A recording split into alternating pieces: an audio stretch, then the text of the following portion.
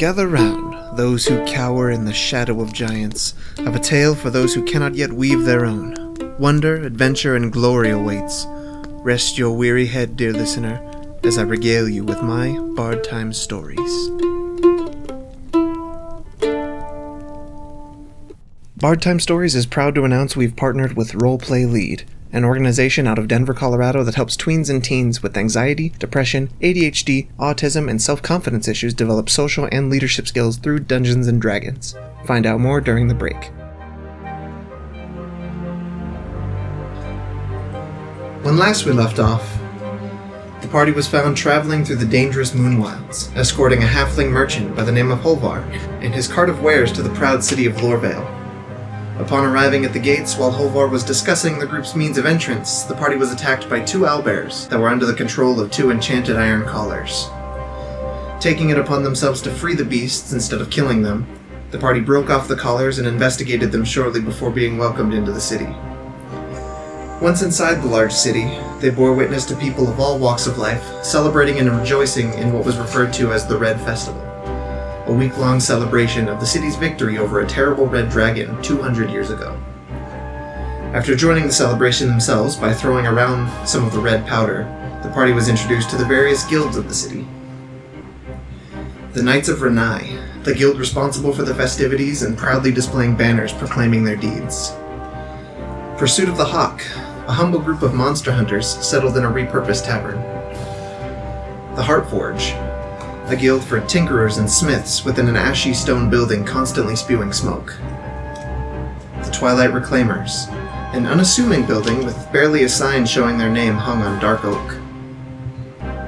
The Lore Weavers, a loose collection of bards and poets in a simply constructed log building decorated by bushes hiding buds of strangeleaf and passed-out drunks on the lawn.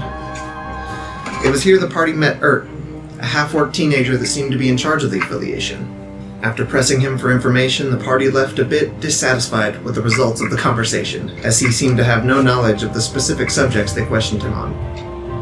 We rejoin the party now, still in the early morning, as they leave the Lore Weaver's Hall and reconvene in Lorvale's Pentagonal Plaza.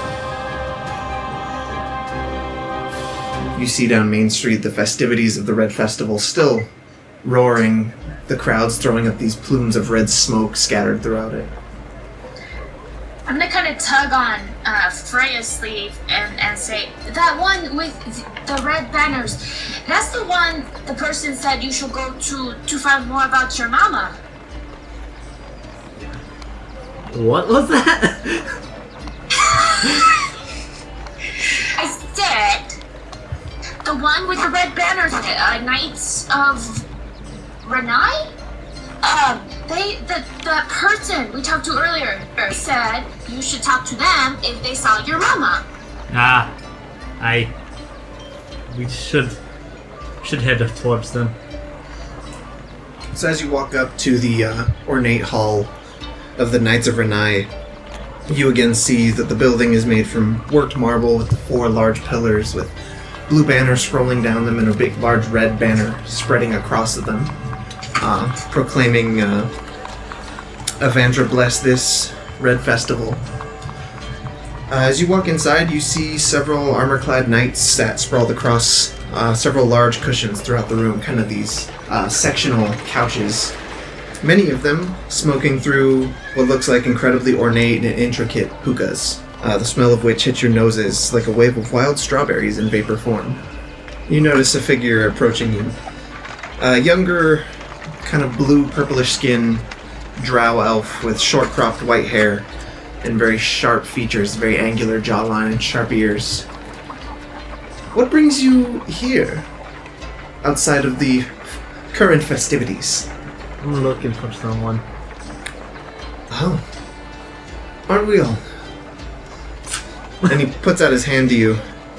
The name's Jula. Grab his hand really tightly, maybe too hard. My name's Freya. Well met, Freya. Who are you searching for? Are they here, do you know? I have no idea. If I did, I wouldn't be asking around. Alright. Can you describe them? Maybe I can find... Do you have a name? That might help. Lily. It's sort of name? Lily. Orange hair, freckles. She and Jula kind of motions above his head, pulling on imaginary horns to kind of gesture to yours. No, he looks human. He is human. Okay. I don't know anybody personally by that name. I can ask around. Is there anything else that brings you to the city?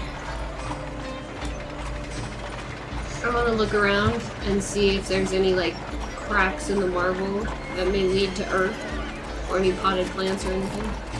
Yeah, there's a few plants that they brought inside and kind of these, again, stone-worked pots just kind of scattered around. Okay. A lot of... I want to see if I can sneak away from whatever's going on here and try to plant one of the seeds in one of the pots. Okay. Are you trying to do it sneakily, or...? I'm not trying to attract attention to myself. Okay. Yeah, if you're not trying to, like, stealthily plant the seed, yeah, you can go over and plant one of them pretty easily.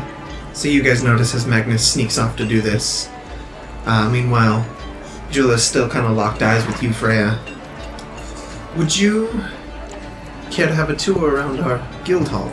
Or maybe you're searching for work?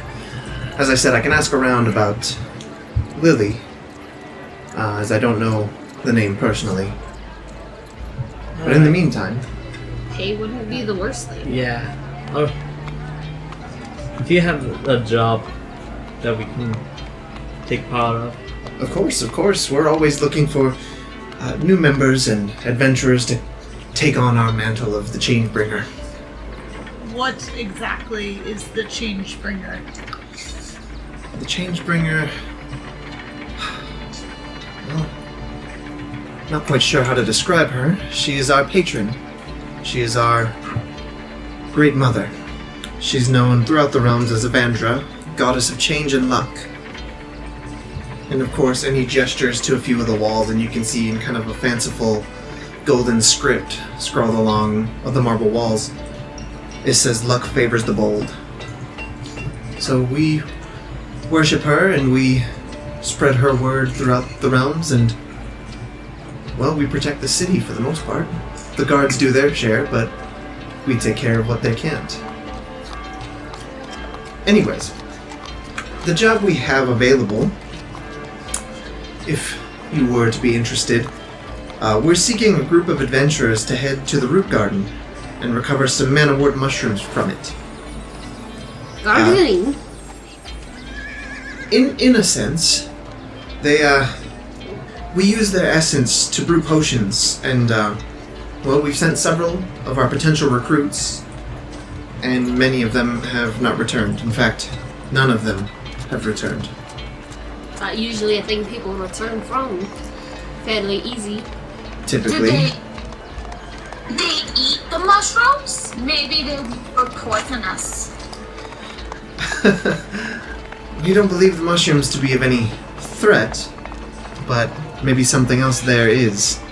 And we're using the opportunity to extend work to mercenaries, those in need of coin and potentially seeking to join something larger than themselves. God, the word. So, not joining anything. Of course, it's Agreed. not. I'm a It's tree. it's not contractual work. It doesn't obligate you to join the Knights of Renai, but simply to show you what working under us would look like. It's, what kind of coin are we talking about? For the gardening. Well, you can see his eyes kind of bounce back and forth in his head as he's kind of weighing everything out. Let's say 300 gold from our treasury.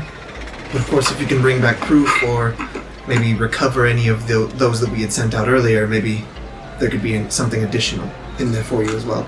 It's just hard to know what's out there without seeing it for ourselves. So 300 base and a little bit extra if it's a 2 owlbear situation. Yes, of course, if it's something... Right, Frege? Precisely. We helped defeat They don't two need to owlbears. know the owlbear situation. We'll just say owlbear situation and it'll be scary. Okay.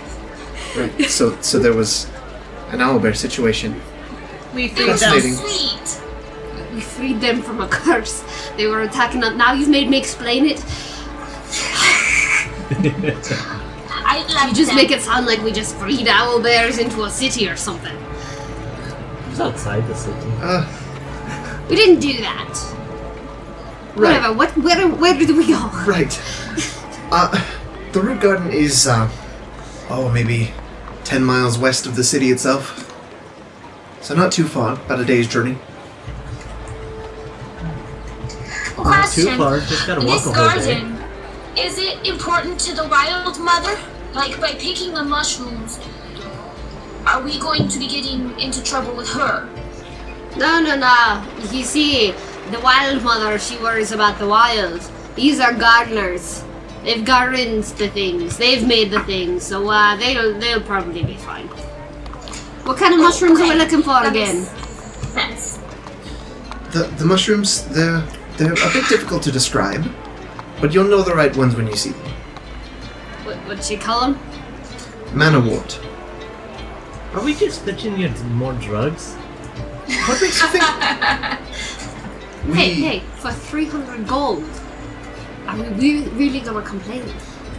No, I want to know what makes you think we partake in drugs, Freya. We're not the lore weavers over here.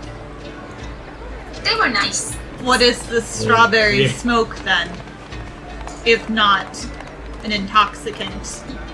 For the most part, water vapor. And the other part, A bit of tobacco? an intoxicant. Barely. Why does it smell like strawberries? Because there's strawberries in it. Wouldn't that be dangerous to, like, inhale?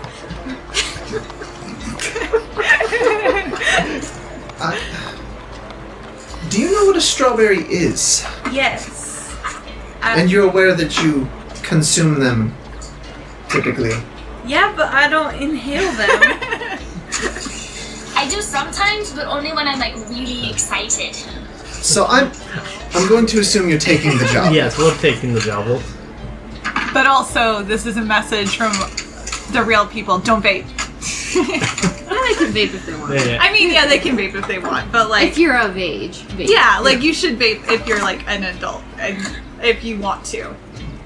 But it smells delicious. Even if it's not really strawberries, it smells delicious. And it is a way for our agents to unwind typically, and there's nothing harmful about it. Hey! Let's go! Magnus, calm down. I would like to rest. I I am not operating at peak efficiency. As you guys are walking out, you hear his voice from behind.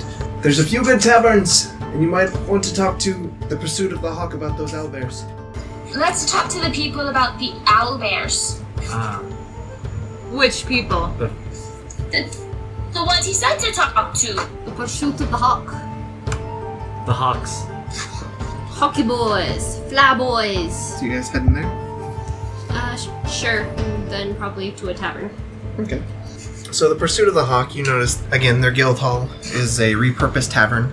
It looks a bit more run down than some of the other guild halls, but it is decorated heavily by the heads and horns of many different wild animals. As soon as you open the heavy wooden door, the interior, you're hit with a distinct smell of sage burning in a far corner. One of the immediate things you notice is a lower section of flooring covered in hay and straw, with several straw targets on a far wall, just kind of peppered with arrow shafts sticking out of them. There is what you presume used to be the bar, and behind it is a female green dragonborn. Her green scales kind of glistening. What can I do for you? We're here to tell you about the owlbears. Alright. You brought their heads, or? No.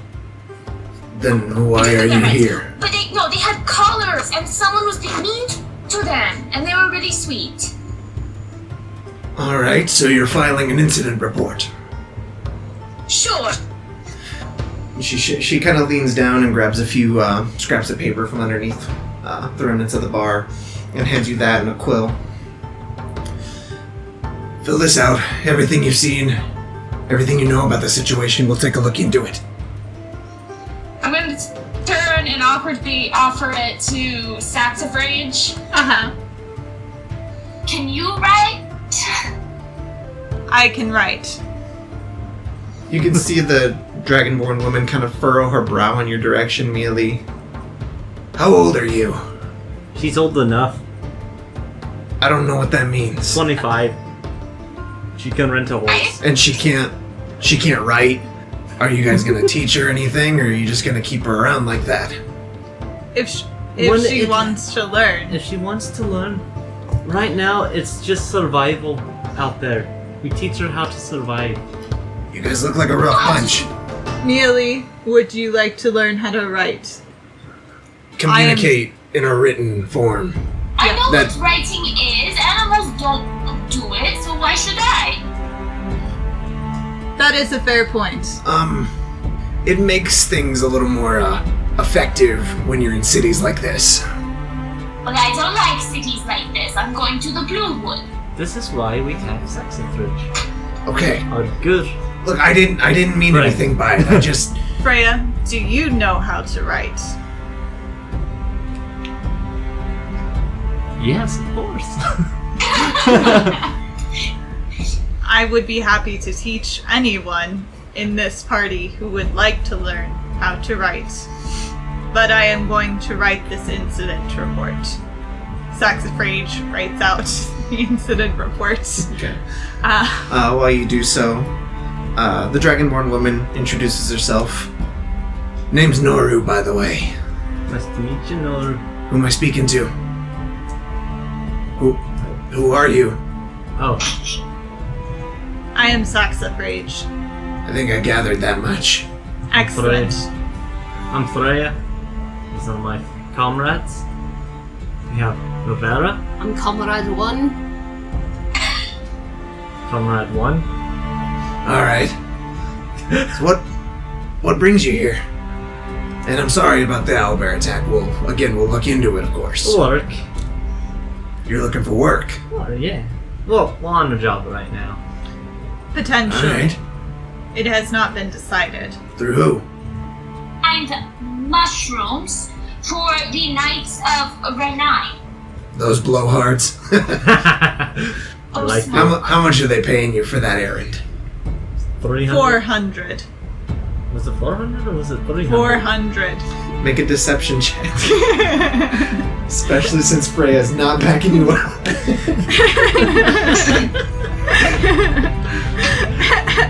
That's a 17. Not bad. Hey. Alright. Still think we can beat that. We got a contract out for something that we've been calling the Great White Bear. It's been prowling around the outskirts of the city. Price on its head's 500. Alright, deal. Wait, So we should pretty. discuss this as a party. What's gonna be fun? Getting a bunch of mushrooms or fighting a bear? A legendary white bear. But what Do you if have the to bear... kill the bear? That's usually what a price on its head means. What exactly has the bear done? This is my question as well. It has killed several caravans of merchants.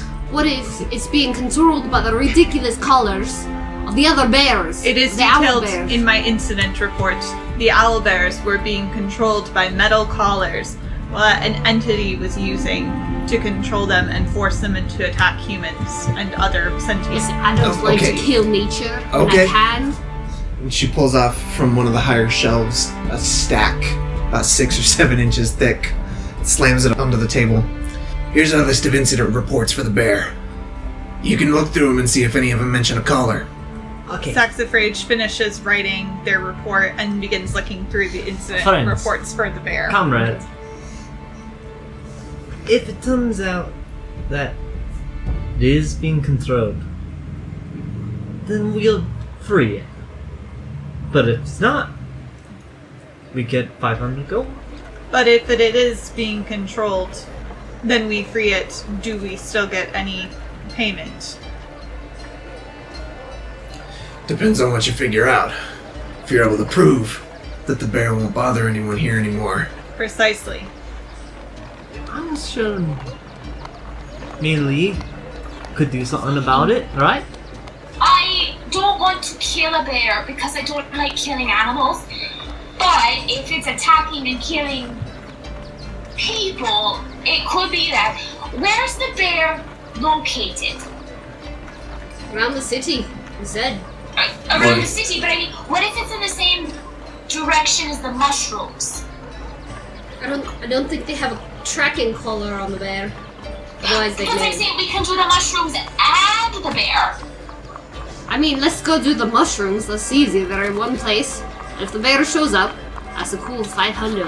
I also have a spell called Locate Animals or Plants. That would be relevant to tracking a legendary white bear. Magnus, I really want to fight the bear. Yeah, if he shows up, you can fight the bear. I'm not going around the city in circles. What if it's on the other side of the city going in a circle? We're trying to find it in a circle. We're both just going in circles. We don't see anything. I literally have a spell called Locate Plants or Animals that works within 5 miles. The latest incident report that you can tell by date puts the bear in the southwestern part of the outside of the city. The mushrooms are to the west, so not completely off our path. How about this? Half of us go for the mushrooms, and half of us go for the bear. I do not advocate splitting up the party. Which half do you want me in? I mean, I always want you by my side. Then come with me to get the mushrooms. But I want to and fight then the we'll bear. get the bear. Mushrooms, easy money. Bear, less easy money. There's no time limit on this So I contract. don't know how mushrooms Excellent. are here, but mushrooms can't move. She's right. Mushroom. We know where the bear is. Like directly, we know where the mushroom is. We don't know where the bear is. We have a general idea of where the bear is. Let's go get the mushrooms, then look for the bear. But what if the bear kills again? What if? Then we can stop it right now. So we should go get the bear. Mushrooms won't kill people. I mean, these mushrooms hopefully don't kill people. Well, they probably do. I don't know. They've killed a bunch of people. Well, they've Potentially. trapped them in the underground layer of the Mushroom King. Or it could be that the bear is killing people who go to get the mushrooms. Ah! That I need is a drink possibly where the people of are water. going. Magnus heads out the door and heads to a tavern in the west. Thank you for your time. To the Dragonborn woman. What's her name again? Noru. No. Thank you for your time, Noru. It's been an honor. And, good luck. I think you'll need it. Thank you. I high five Noru. I put up my hand for a high five with Noru. She hesitantly claps against your hand. Yes, Sacks of Rage celebrates. They're learning to write. So, you know, you hear about 2 taverns to the west of the Guild Plaza. You hear about the Silver Merchant. You know, it looks like it is the larger of the 2 taverns. Decent quality, though what you kind of overhear is that the food there is terrible. The smaller of the 2 is called the Rival Pig. Not much is known about the Rival Pig, or at least not through the general populace. It looks like more people favor the Silver Merchant. But both are easily found within the kind of in the western heading kind of main street area. Again, still crowds of people are gathered. A lot of performers are playing music or juggling. And you catch out of the corner of your eye one of them is swallowing swords. So just kind of a wild cast of characters and performers throughout the city for the Red Festival. Is Magnus leading the charge? Yeah, I suppose. Where are you going? Probably to the Rival Pig.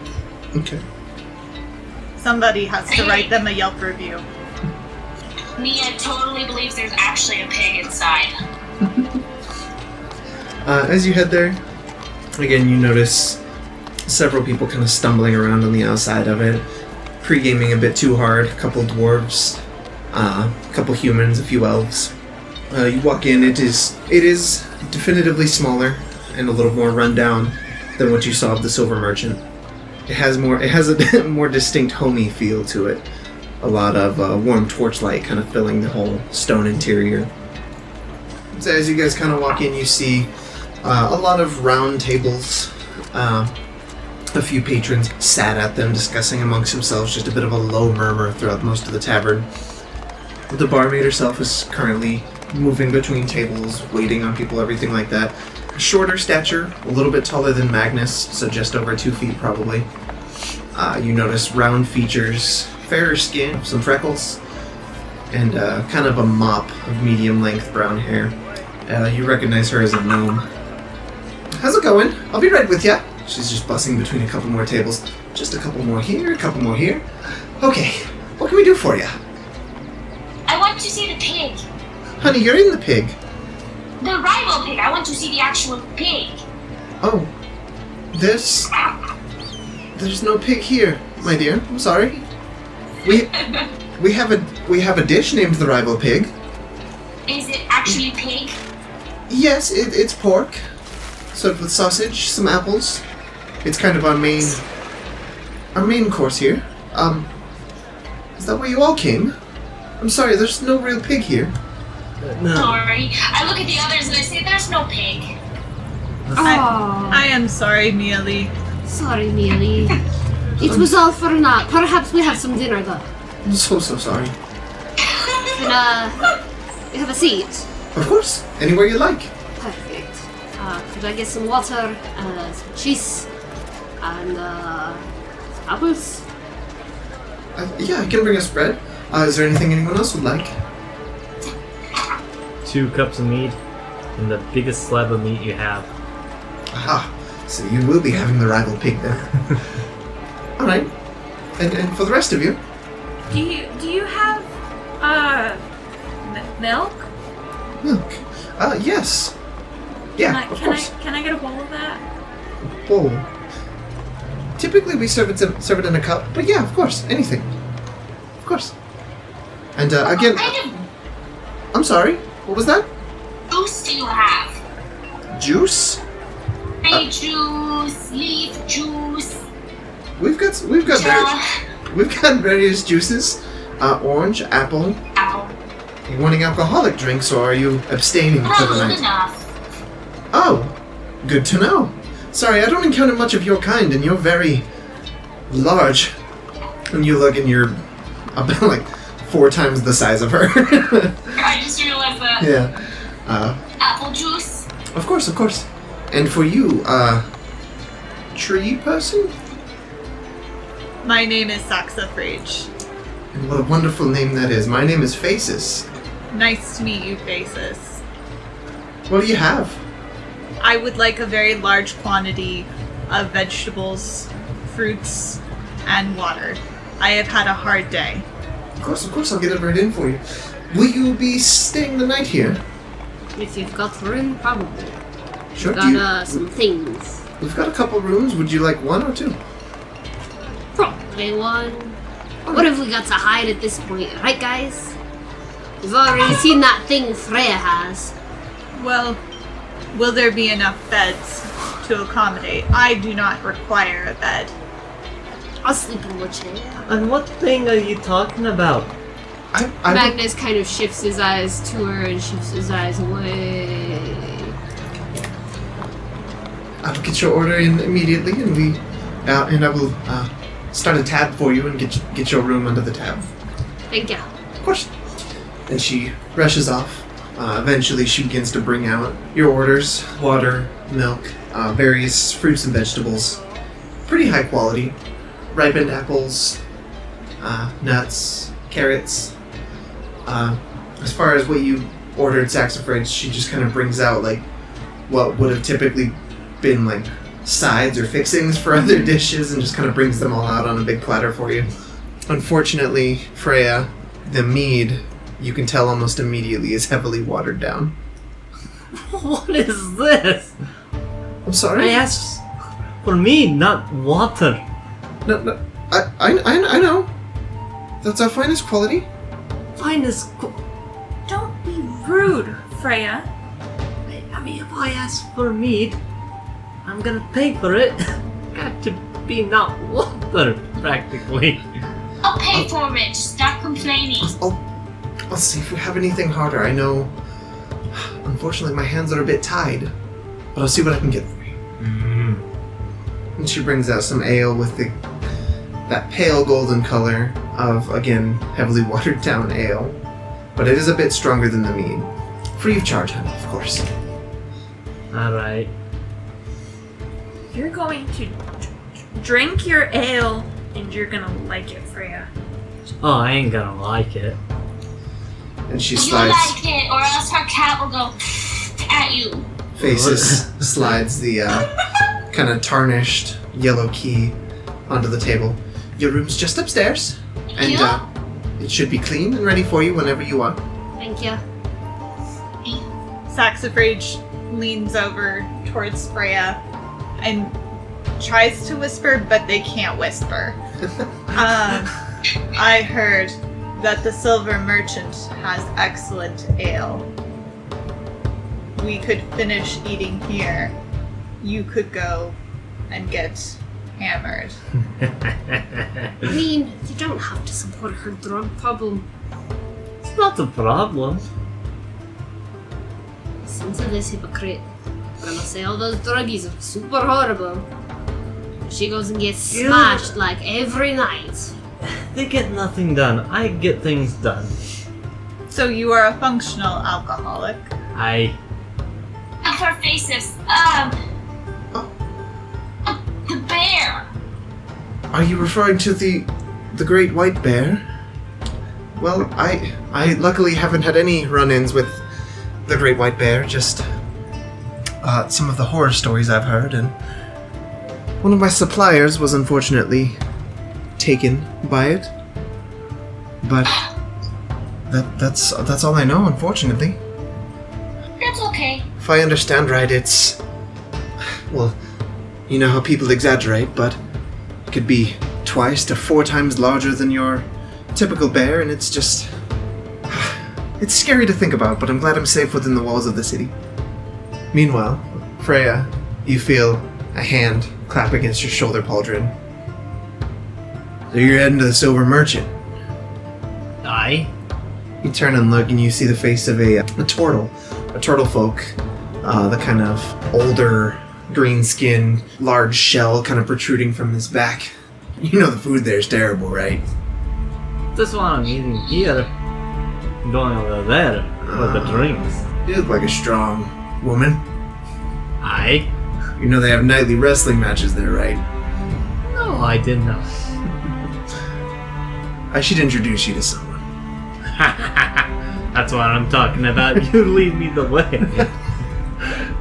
So you see Freya kind of walking, a Tortle has his arm around her shoulder and is kind of walking Freya out of the Freya also tavern. has her arm around his shoulder. I did not see that pairing coming. Friend! I'll be back. I just gonna go to a show and be part of it. But be careful. I will do. Yeah, whatever. Ding! So he brings you over to the Silver Merchant, and yeah, as you walk in, you notice all of their tables have been pushed off to the side walls, leaving this kind of dirt clearing in the center. 2 large, shirtless men are there just grappling. You can see their muscles bulging, and they're screaming at each other as they try and throw each other down. Eventually, the Tortle introduces you to a dwarven man, kind of sat on the sidelines of the arena. You looking to fight? Oh, always. Alright, what's the name? Freya. And how much you putting in? Let me see. Open my little purse. Ladylike. How about... What's the starting fee? Whatever you think you can handle. If you I'll lose, it's gone. Lose. Ha! Put down 5 gold. Alright. Pretty confident then. As soon as this match is over, we'll get you in there. Meanwhile, what's the rest of the party doing? Laverra is trying she's trying to get her demon to try and like drink the milk because she's not entirely sure how he works. How many times do I have to tell you? I'm not a cat. Well, even if you're not a cat, you may still like it. You see his form kind of flatten against the table as a shadow dances around the bowl and back up your other arm onto your shoulder again. I'm fine. Well, you didn't even try it. Your eyes meet your demon's eyes, and he gives you a slow blink. His eyes narrow to slits, staring at you. When are we gonna test your powers? Never. Milk. I mean, you told me you'd give me time to think about it. Time is running out. Well, how much time do I have left? His eyes widen again. Soon. Oh. Mialee, you see his shadowy form kind of dissipate into her back feathers and into her cloak again. We also can't hear anything that he's saying, right? No, but you can hear Mialee and Laverra talking to something. Yeah. That's right, because Mialee can see him, Yep. right? Cool. Mialee and, Laverra can see this entity, but... Gross. Saxifrage, Magnus, and Freya cannot. I want to test your powers.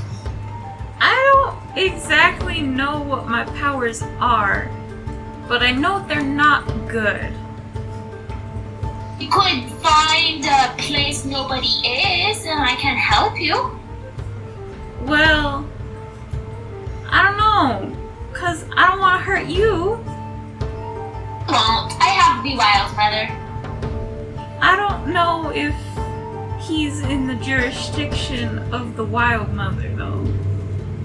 I'll bonk him with my mace. I believe you can bonk him really good, Mialee. I'm the bestest. Want to try? I'll think about it. Magnus, Saxifrage, anything from you two? Magnus is, I assume has seen this many times before. What, What's going on here? These two discuss something you can't see? Yeah. A few times, yeah. You noticed it on the road specifically a lot. He goes ahead, finishes up, and then goes to Frace's to pay for his dinner, and goes upstairs to bed. Okay. How How much do you pay? How much was it? Your current tab, Faces tells you, is 10 gold. Is that for everybody? Yeah. including the Including night. the room and all of the food and drink. Gotcha. I paid 2 gold. Yeah. Okay. That leaves your tab at 8. And Get it from my comrades. of Especially course, the toll. of course you're staying the night. Everyone. If you plan to stay more nights, we'll keep your tab running, of course. Sure. Have a good night. Sweet dreams. Thanks.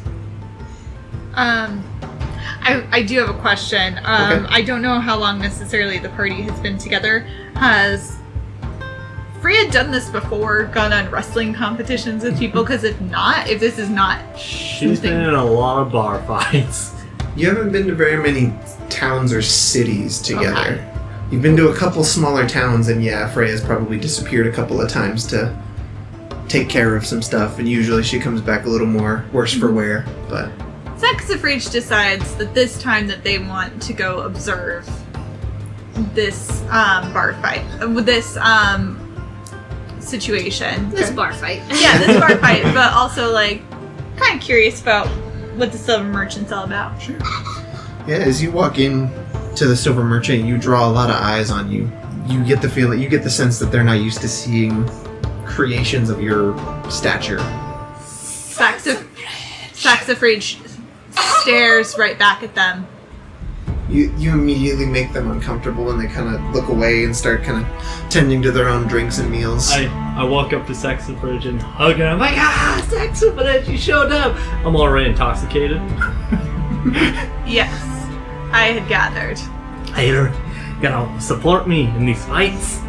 You are fighting. Yes.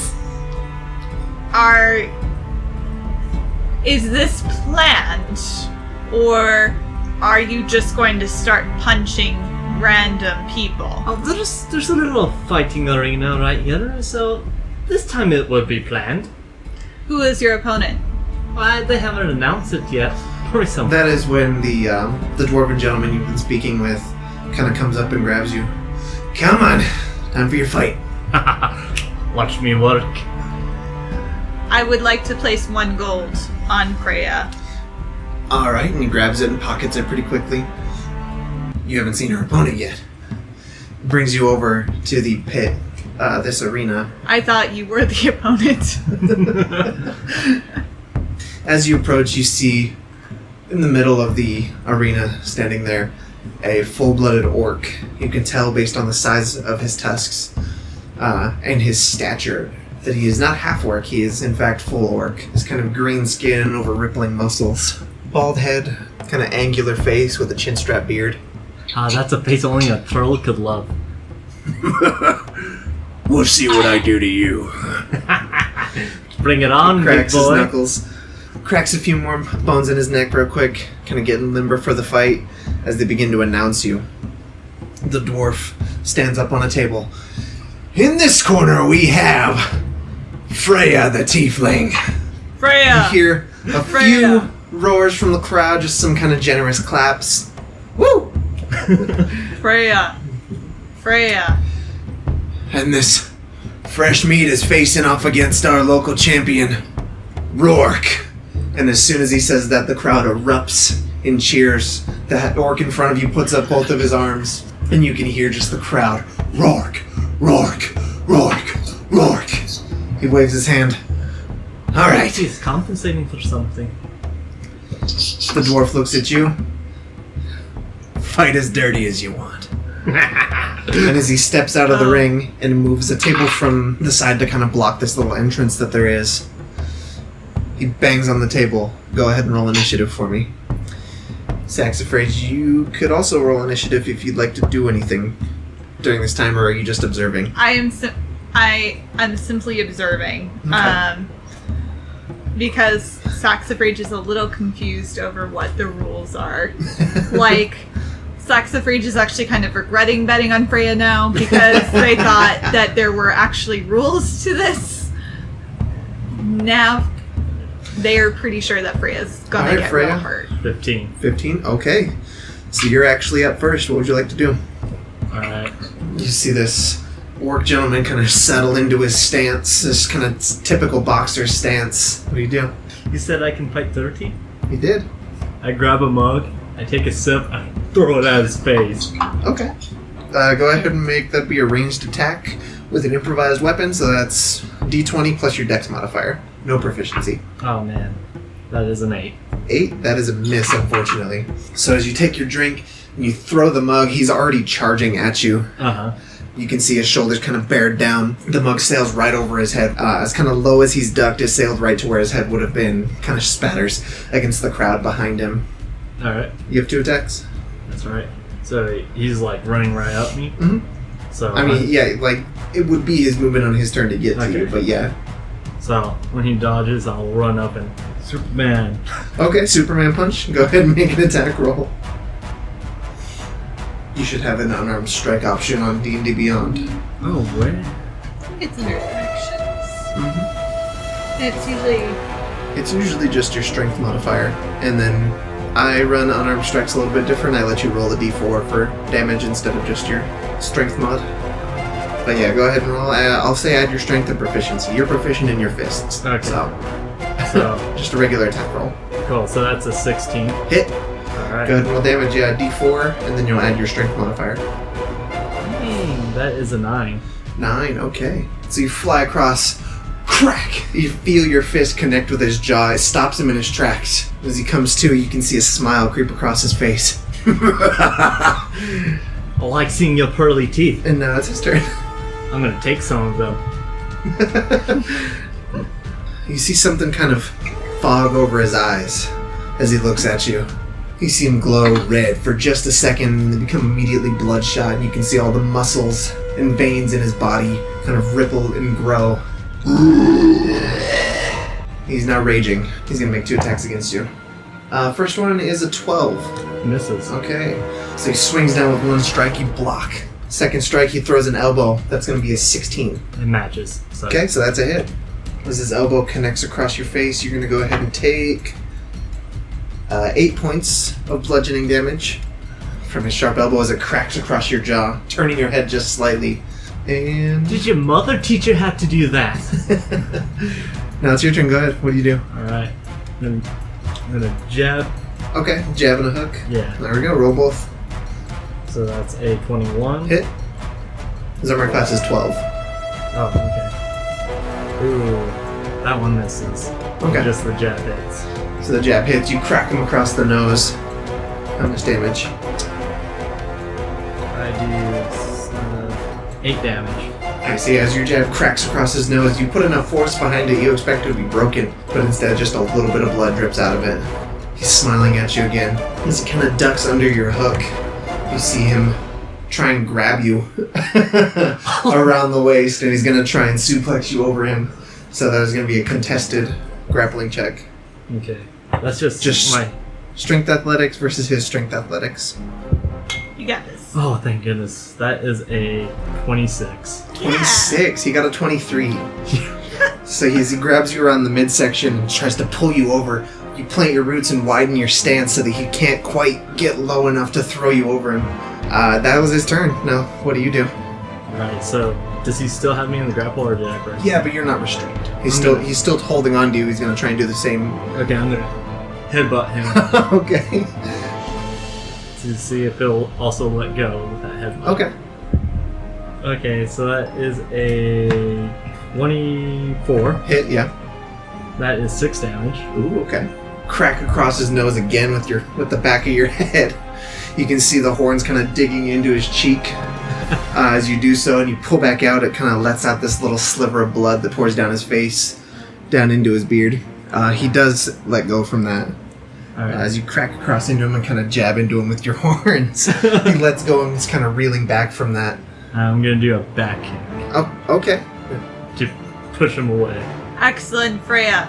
First blood. You can hear the crowd reacting and cheering throughout all of this. What you got? Okay, I got a 14. There you go, that's good enough. So as he lets you go and he's kind of stumbling back, you land a spinning back kick right to his midsection. You can hear the wind exit from his mouth as that takes everything out of him. 8 damage. 8 damage, nice. He's actually looking pretty rough at this point. But he recovers quickly and he's actually going to charge at you and try and do like a Goldberg spear and tackle you down. So it's essentially the same thing as he tries to grapple you again. Ooh, this one's going to be tough. Let's see what you get first though. No.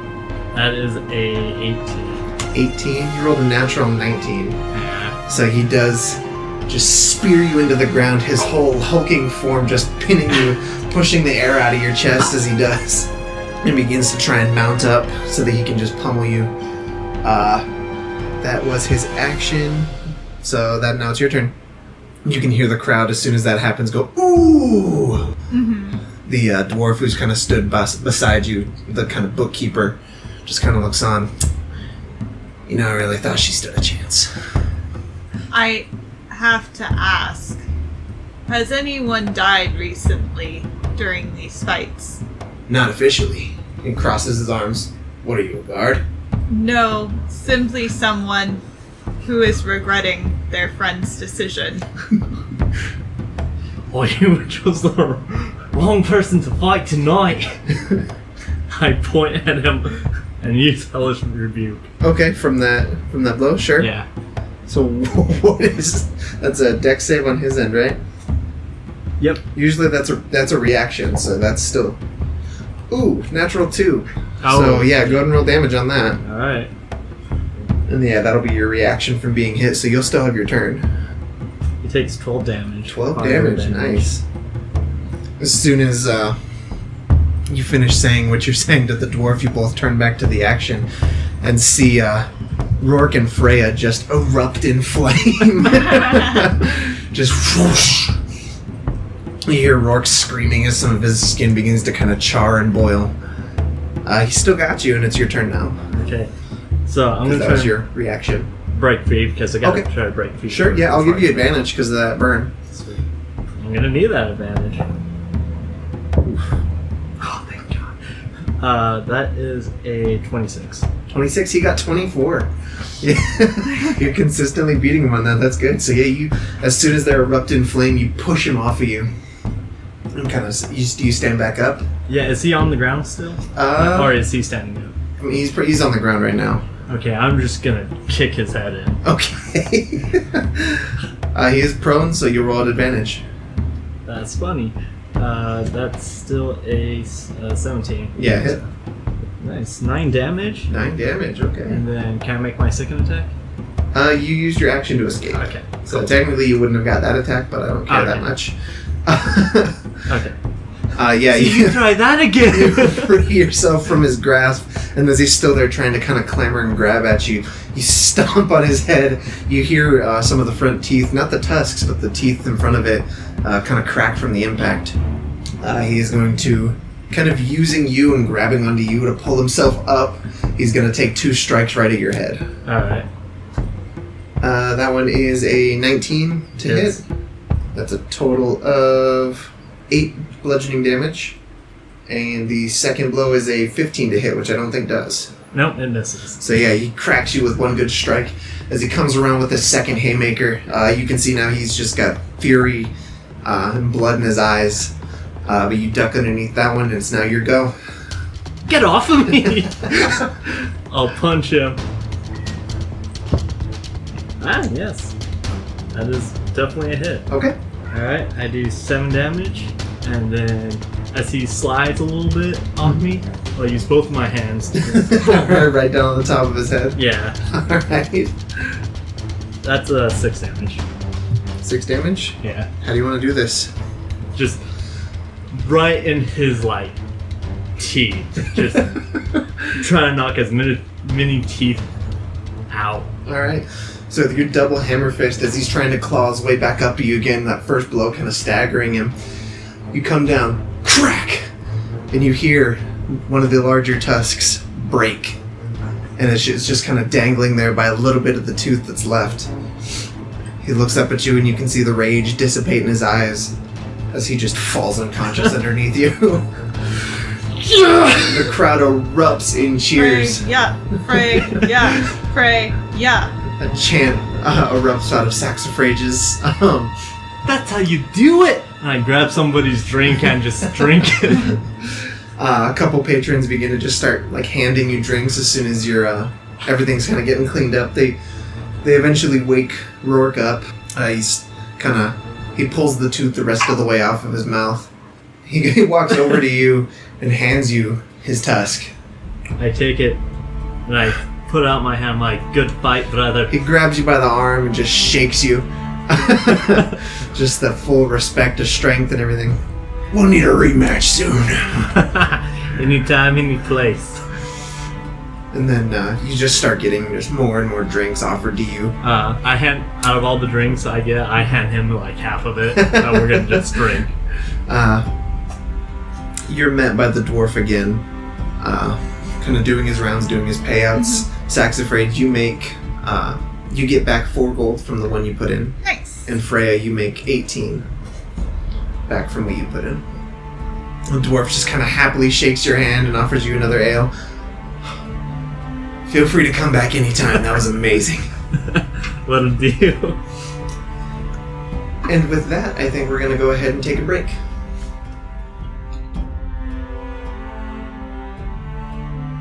We hope you're enjoying the show so far. I just wanted to take a quick moment to talk about our partner, Roleplay Lead. As mentioned before, they work with the younger crowd to help overcome all sorts of mental health struggles with the use of Dungeons & Dragons. They start each session with a check-in question and provide opportunities to fight their real-world inner dragons from a safe distance through their in-game character. You can find Roleplay Lead on social media such as Facebook and Twitter, or their website www.roleplaylead.org to learn more and register. Classes are available for children 11 to 17 in the Castle Rock and Littleton areas starting in September. And now, on with the show. Welcome back. So, after Freya's night of debauchery, and her fight at the Silver Merchant Tavern, she's dragged back to the room by Saxifrage within the rival pig. And the rest of the night passes uneventfully. You all gain the benefits of a long rest. Woo! As, Someone here needed it more than others. as dawn approaches the following morning. Gotta ask, was the bed long enough for Mia? No.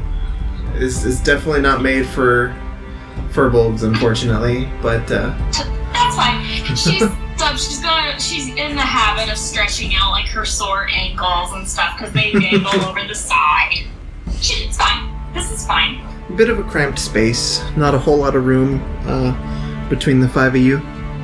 It helps that Magnus is very small. But between Saxifrage and Mialee taking up a lot of room, it's a pretty cramped little space. Laverra tries and sleeps on Mialee, as much as she can without pushing herself. Okay. Saxifrage actually rests standing just to leave the most room possible. Where did you lay me? That's a good question. That's a good question. Okay, so presumably Magnus and Mialee and Laverra had all taken beds. How many beds were there? There's only 2 beds. There's only 2 beds? I was gonna say, Laverra and Mialee can share, and then Magnus could probably share with. Magnus slept under the window. Oh, Okay. Then I put Freya on a bed, and I check on Magnus to make sure that they're okay. Don't need a blanket or anything. No, he's all curled up, kind of like a little mouse taking a nap, Aw, Cute. doing a sleep. that's really cute. So you guys wake up the next morning. But after she's done stretching, she's gonna reach under her pillow and pull out a bunch of leaves. Whisper something into the leaves and then stick them in her bag. Okay. Alright. Magnus gets up, kicks Freya's bottom of her soul. Oh, Come on, we've got some mushrooms to go get. that's so loud. No, come on. This was your choice. Alright. Freya supported you. Brought you home all nice. I'd say thank you. Thank you, Saxifrage. You are welcome, Freya. You beat that orc up real good. Alright, it was an orc. It was a full-blooded orc. How much money did you get? 18 gold. Good, you can pay your part out of the room. Do we know if we're coming back here tonight? I would assume that we cannot defeat the bear and find the mushrooms in one day. The mushrooms are a full day's travel. We should probably pay our tab then. I paid mine. It's your turn. As you guys leave the room and come down the stairs, you're met with the smiling face of Faces again. I hope everyone slept well. I hope the beds were comfortable. I'm sorry they weren't quite large enough for the 2 of you, but I hope everything else was up to standard. It was super. Slept like a sapling. And will you be staying here tonight as well, or? Probably not tonight, but we may return. We've got a thing to do about a day away from here. We would like some provisions for the road. Yeah, of course, that can be arranged. We can feed you breakfast this morning. It's already cooking. Oh, thank goodness. Yeah. Freya, you smell the scent of cooking bacon. Just frying up in the back. Oh, that smells so good. Pretty quickly, there's a spread of breakfast foods available. Some potatoes, eggs, bacon, sausage, some bread, some smaller bits and odds and ends of vegetables and fruits. Pretty handsome spread. And as far as provisions for the day moving forward, your best bet for provisions for the day, probably going to be the sausage and some of the bread, and feel free to take as much as you like. And there's about 2 days worth of provisions there if you were to ration it out. Magnus packs up 2 days worth and puts it in the bag of holding. Okay. Saxifrage actually does not need rations or food, so feel free to split that up amongst yourselves. I'll get the bunch of the rolls in the bread. Yeah, it's still about 2 days of rations total. Well, if you're off on adventures, keep safe. If you're Thank you. hunting the bear, keep very safe. I'd hate to hear more horror stories of that creature. And have a blessed Red Festival. You too. Magnus heads out west of the city. Alright, there you go. And So you we're can... going for mushrooms. Yeah, he's just decided to take initiative. Okay. So yeah, you guys head out through the western gate. As you're leaving, you can see merchants beginning to set up and everything. Some of the festival goers are still partying, throwing some of the powder into the air. They're still carrying on with the festivities. A lot of them are very heavily into the Red Festival. Some of them have kind of painted their faces up in these ornate masks as you wander through that portion of the city. You make it to the west gate and you head out. The guards on that side, you see one human guard and one half-elven guard outside of the gate proper. They kind of give you guys a nod as you pass. Travel safe. What to do? Thanks. You begin heading to the west.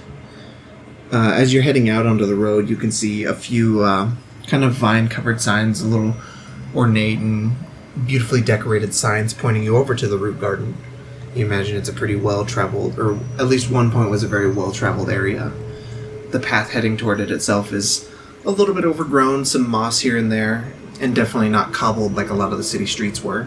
But you head that direction, you can see the sun kind of beaming down upon you guys as you walk around. The forest canopy covers a lot of the sun, so as you kind of get deeper and deeper into the forest, it feels darker and darker, a little harder to see through all of the dense foliage and trees around you. But you follow the path for several hours. You notice some wildlife around you, birds, some smaller squirrels and things like that kind of rustling around, but nothing seems to catch your eye for a long portion. How you feeling after last night, Freya? Yeah, the usual. After a night like that. Ow. A couple more hours pass along this path. For a while there, some of you kind of worry that maybe you're not heading in the right direction anymore, but as soon as you start to think that, you see another sign that points towards the Rootgarden. So you're definitely along the right path. And you can see as you approach further and further, the path itself becomes more and more dense and overgrown. Magnus, you're about waist deep in some of the grass at this point, kind of slowing you down just a little bit, but not too bad. And eventually you come across what looks to be the entrance to the Rootgarden. A very large wrought iron fence, about 10 to 12 feet tall, and a gate itself open and kind of swinging in a gentle breeze. I turn to the party. We know that many have gotten this far, but have not returned. I have a spell called Pass Without Trace that I've used before when we were with the owlbears. Would we like to sneak and harvest the mushrooms? It's probably not the worst idea I've ever heard. I'm not much of a sneaking type. It helps you sneak. It'll help you. Magnus, we both know. Perhaps with help. I'll let you guys go in. It's just some mushrooms. And if trouble should arise, just yell. I'll stand guard. I'll try to sneak without the spell. We'll see. It does not cost me any spell slots. It is simply, I do it. Okay. So, I mean, you don't have to, I'm just... Sure, we can do it. So from your Staff of the Woodlands, you cast Pass Without Trace on the whole party, or are you excluding Freya? Include Freya. Okay. I include Freya, but it's not going to work if Freya is not trying to be sneaky, Yeah. so... Yeah. So the shadows kind of cling to you a little bit deeper. But yeah, you guys have Pass Without Trace. Okay. I You sneak gonna- into the garden and Yeah, those kind of of you- look around for something suspicious. Those of you sneaking in, go ahead and make stealth checks for me and give me a marching order, please. Magnus will probably go Alright. first. That's what it sounds like, yeah. And without trace gives you what? Plus 10. 10. Plus 10. 17. Okay. Oof, rough roll. 19. 19. Okay, which are you in second? Yes. Okay. And I think I'm behind Sax, probably. Okay. And what'd you roll? 18 total. There we go. Thanks. And Laverra, are you going with them? Yeah, I got a 19. I'm probably behind. Okay. Alright. And Freya, you're just standing outside the gate. Yeah. Okay. So as the rest of the party pushes onward, you push past the kind of loose hanging gate. It creaks just a bit as you brush by, though you're being very careful to not be detected by anything. Freya, you kind of quickly lose track of where they went. They slip between shadows and foliage, and it's hard to see where everyone's at this point. But you guys notice as you're moving along, this entire area is full of just small picket signs that display different vegetables and different things that would and should be growing there, but many of them are not. Some of them you know offhand that they just aren't in season, but some of them that should be in season are just not there. Huh. I want to search for any sign of, like, disease or anything like that, like a natural explanation. Sure. Make a nature check. And you're looking for, Magnus, you're looking for stuff too? Oh, yeah. Okay, you can just roll a general investigation check. Since you're at the front of the party. I forgot I had a -1. Yeah, 17 for Mia. Okay, 17. There doesn't seem to be a natural reason for this. Some of them just seem like they were abandoned, and some of the seeds that may have been planted there just died without any care. Several of them look like they've been trampled over by just various footprints and things like that. So just a lot of not necessarily natural, but understandable reasons why they're not growing. Can I do an investigation check to see if I can tell, like, if any of the footprints are fresh and, like, maybe what kind of animals made them? Sure, yeah. Okay. And what was yours, Magnus? 8. 8? Okay. So you're scrounging around looking at a lot of different things. You're not noticing as much a lot of this uncared for foliage and things. And you're not noticing any mushrooms either. You're not noticing anything like that yet. Can I search around specifically for, like, possible bodies? Sure, yeah. I'll just have that be a perception check from you. I'm going to 20. leave the garden as best as I can, like, try to encourage life again. Okay, yeah. So, Laverra, you see Mia just kind of tending a bit of the less than cared for plants and things like that, trying to coax them into growing. Saxifrage, what was your investigation on that? 12. 12? Okay. You're not sure what... You notice that some of the footprints are smaller, about humanoid size. Some of them are a bit bigger. You would guess some kind of larger animal, but you're not entirely sure what they're from. But I would imagine their footprints would be very obvious, right? Somewhat. It depends. Yeah. It depends. This is kind of a fertile ground, so a lot of it's very soft, Okay. and it takes on a lot of wear from anything. Gotcha. So you see kind of mingling of other footprints. Some of the humanoid footprints within them have like hoof prints from deer or fauna or anything like that. Magnus, what was your perception? 20. Unnatural. Okay, 20. With that, you can absolutely see a couple of bodies, probably about 20 feet away from where you're standing there. They're whole, but you notice one of the humanoid bodies there is kind of torn open in their armor like a tin can. Just kind of torn, and the metal armor itself is splayed out, like something took a very large chunk out of it. Can I see if they're alive? They're most definitely not. Right. They're both in various states of decay. That you're not entirely sure, but it looks like they died at the same time. The other one, you can see in what's exposed of the skin, kind of lesions and boils just pocked all over their flesh. Meanwhile, Freya, I would like you to make a perception check, please. Oh boy. 9. 9. And Laverra, I'd like you to do the same. I got 4. 4? Okay. Laverra, you're having trouble seeing a lot of this stuff. You see Magnus kind of disappear off in front of you. You're not sure where he's headed off to. You kind of lose track of Mia a little bit. Saxifrage, you can see, just kind of investigating and looking at some of these footprints. And Freya, you actually see a shadowy figure moving on the edge of some of this iron. Just throughout the tree line. This long, black, monstrous-looking figure, cloaked in the shadows, moving along the outskirts of everything. Guys? Guys? This is it. There's something here. What are you waiting for? Get it. No, get it. Thought you wanted to join, but no. Freya, as you approach this shape, you can get a closer look at it, and what you can tell, you can catch a glimpse of its hindquarters as it's moving around. It looks like it's trying to, it looks like it's circling around Saxifrage and Magnus. But from what you can see, you see a long, scaled tail ending in fins.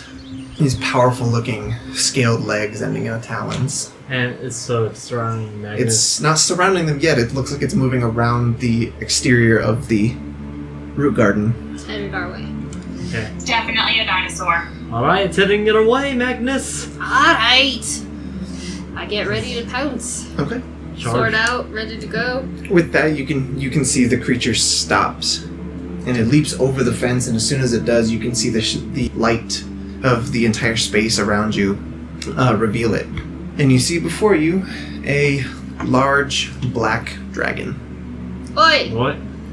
As it leaps and lands within the Rootgarden itself, it unleashes a roar. What are you doing here? We came for some mushrooms and to see why these guys are dead.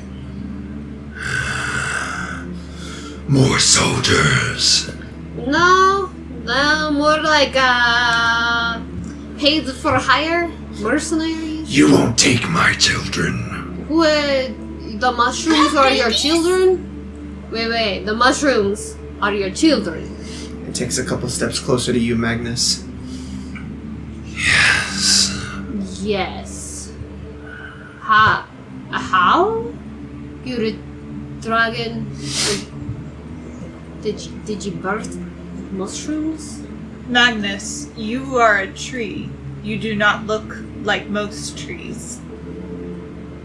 People can have children that don't look like them. Laverra, you feel around your feet what feels like just very, very tiny things tapping on you.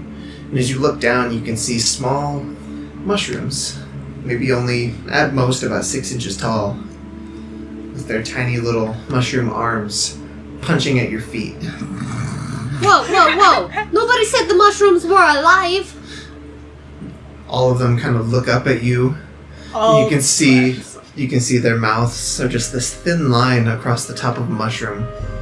They open up. Ah! And then they all rush off into the underbrush.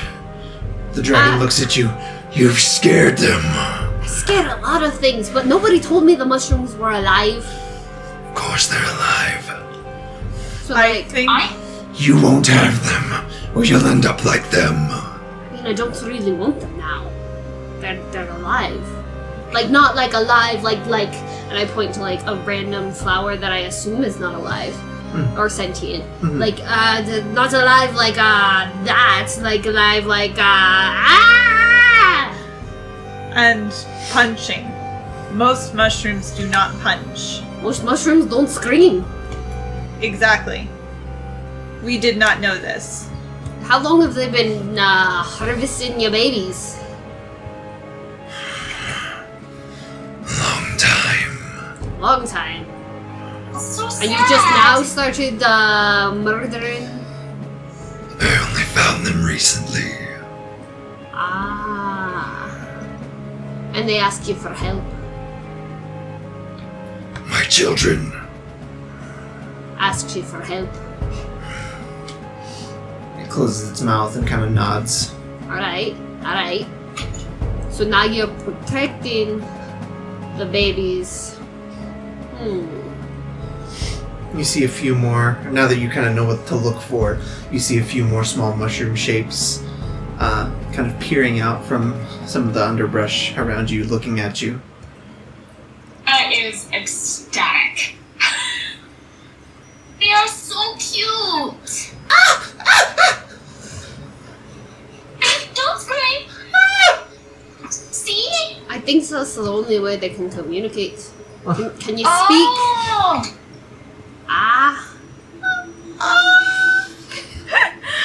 Can I use speak with plants? Wait, they're not plants, they're fungi. But can we extend that to them? You can certainly try. Okay, I'm gonna try. Alright. So you cast speak with plants? How exactly is it phrased? How does that work? You imbue plants within 30 feet of you with limited sentience and animation, which it sounds like they already have, giving them the ability to communicate with you and follow your simple commands. You can question plants about events in the spell's area within the past day, gaining information about creatures that have passed, weather, and other circumstances. So it sounds like past that you can ask these mushrooms questions. If a plant creature is in the area, you can communicate with it as if you shared a common language, but you gain no magical ability to influence it. There we go. Yeah. So as you cast the spell, their shrieks kind of turn into a little bit of a garble until it dies down. But you can start to pick out words and phrases. You definitely get the sense that they're scared. You. And Magnus points to one in particular. Answer. It looks up at you. Its eyes are just these black circles of just fear. Hello, little one. Hi. Have you always been awake like this? Like all of you? Because I don't know. Have people been coming and killing your brothers and sisters? I hope not. We did not know that you could speak like this. Okay. We don't wish to harm you. Please don't. Please. Also, that is your parent? I point at the black dragon. Yeah. Papa. Are you going to become dragons? I don't know. Please tell your parent, and we will tell them too. We do not wish to harm you. Meanwhile, the rest of you hear just this conversation of high-pitched yelps. I From run up. Saxifrage and this small mushroom creature. Do I understand it? You understand parts, based on your innate abilities to speak with plants. It's essentially like a really strange dialect to you, and you're not sure what words they're saying, but you can get a sense of what they're saying. I run up. I'm like, what is going on? As you run up, the black dragon rears up. Hey, Freya! And you? Freya. We... Stand back. Like, I don't want to hurt these, we little guys, ladies, shroomies. Freya. How do we help you, What's going on? stop this? We don't really want more people dead. I just want to keep them safe. Keep who safe? The little guys. Oh, jeez. These are the mushrooms we were sent to collect. We should not take them because, one, Adorable. they are alive, and two, the dragon is their parent. I told you we should have went with the bear. We Yeah, can but- still go with the bear.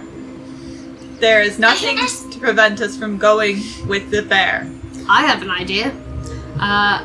Magnus goes over to one of the dead bodies and chops off the head and makes a quick spike, sticks it in the ground a little ways up the path, and puts the head on it. Okay. Quick warning sign. Okay. Beware. What about the rest of the garden, though? Deadly mushrooms. poisonous mushroom. Garden people help the rest of the plants though? Because right now they're just dying. What? Ask the mushroom people to help.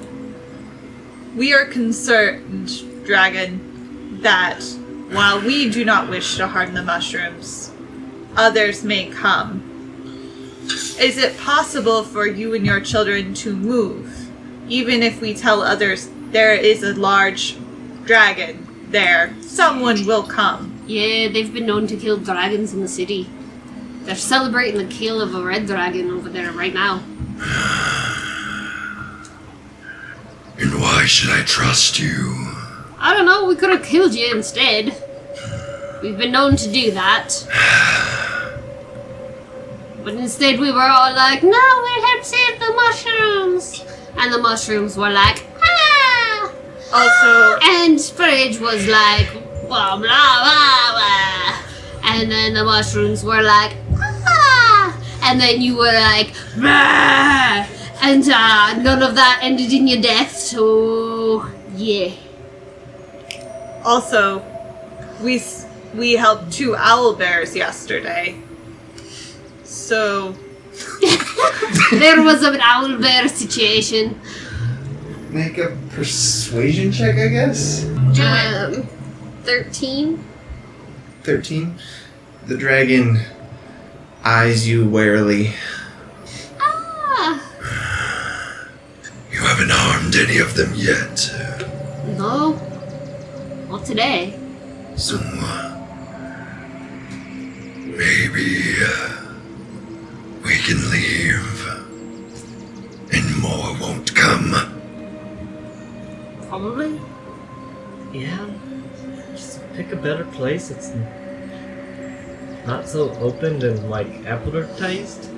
Not such a community garden. I'd suggest elsewhere. I found them here. Terrified. Hey, small mushroom boys. Are you born here? Are there more gonna be born here? I think so.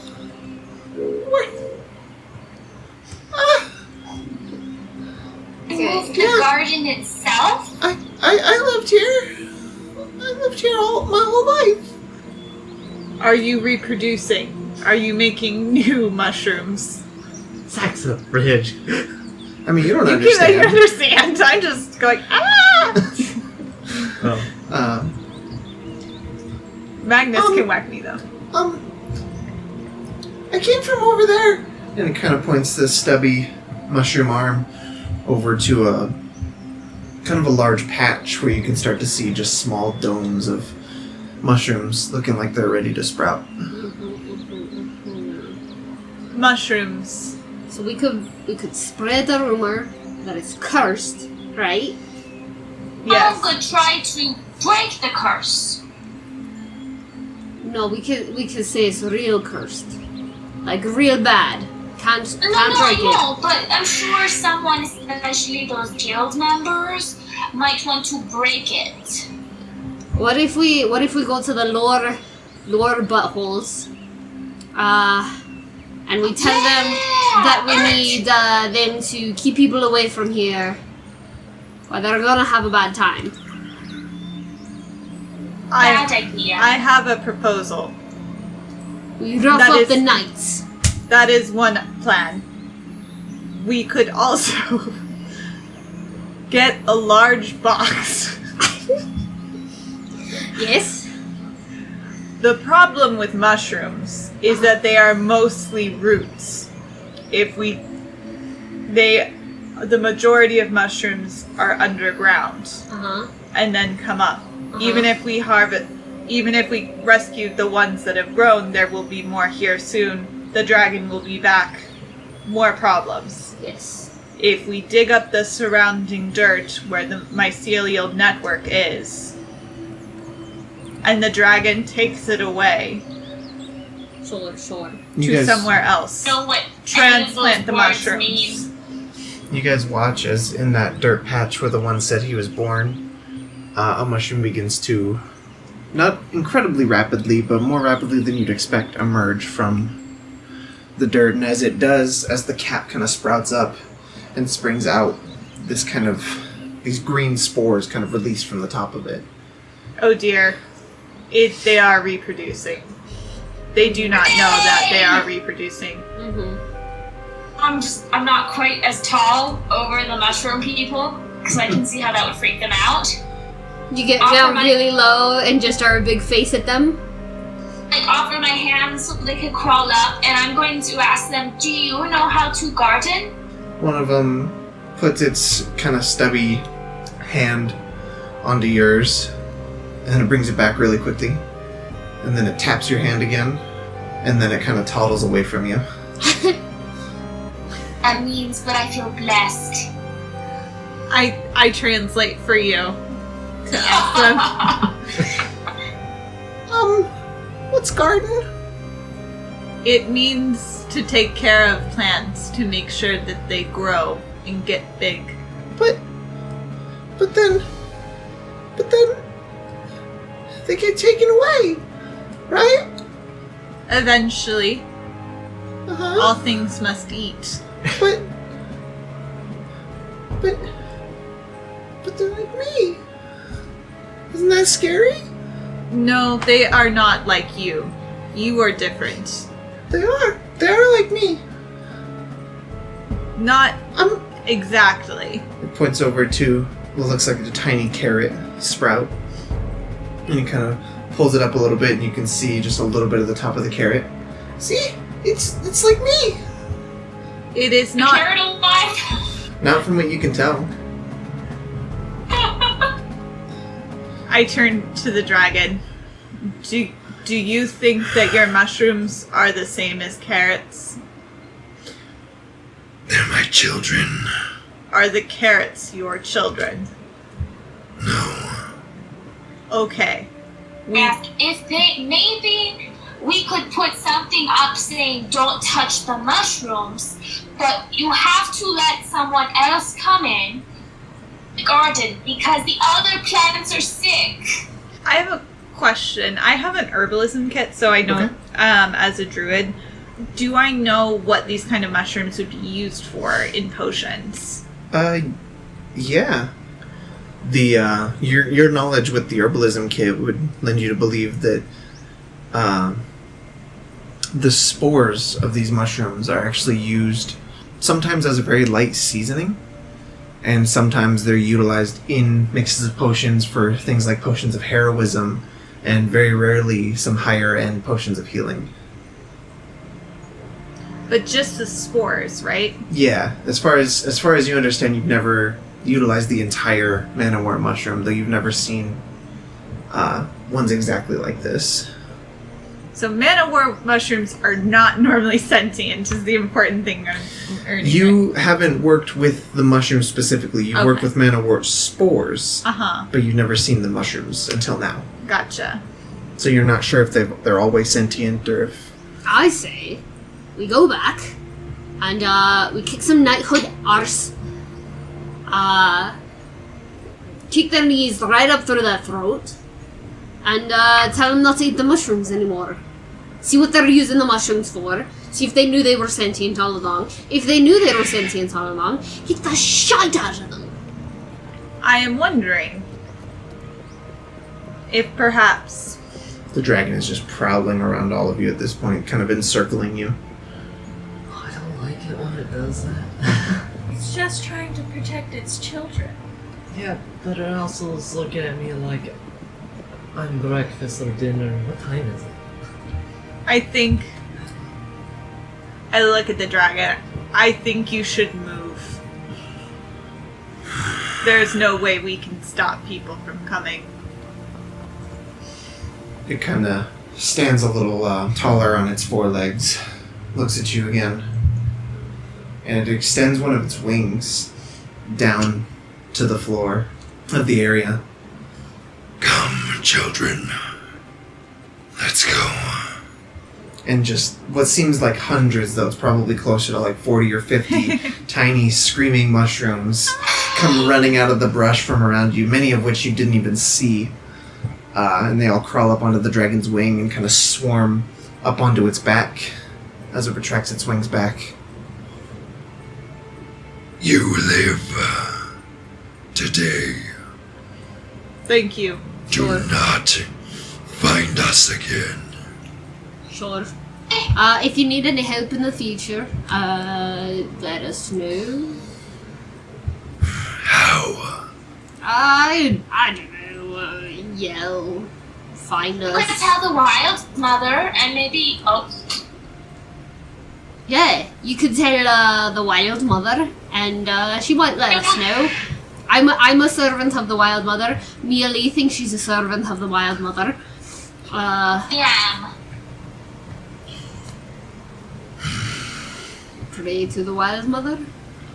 You see the dragon walk over to the corpse that you hacked the head off of, and it grabs the rest of the body in its mouth and begins to walk back out into the forest, carrying many of the manawort mushrooms on its back. As many as it could. It's a while before you stop hearing the trees in the forest move, shake, and rustle from the dragon's size. So, like, are those ones gonna, like, hatch, grow up, and scream? I asked the manawort mushrooms that aren't hatched yet. Okay, the one's kind of still buried. Yes, I speak to them. I don't know in what capacity I can speak to them. I don't know if this is going to be a plant creature or just a straight plant. It takes a little bit for the spell to kind of take hold of that patch of dirt and fungi. But you do get a bit of a response. Hello. Are you coming up? Mom?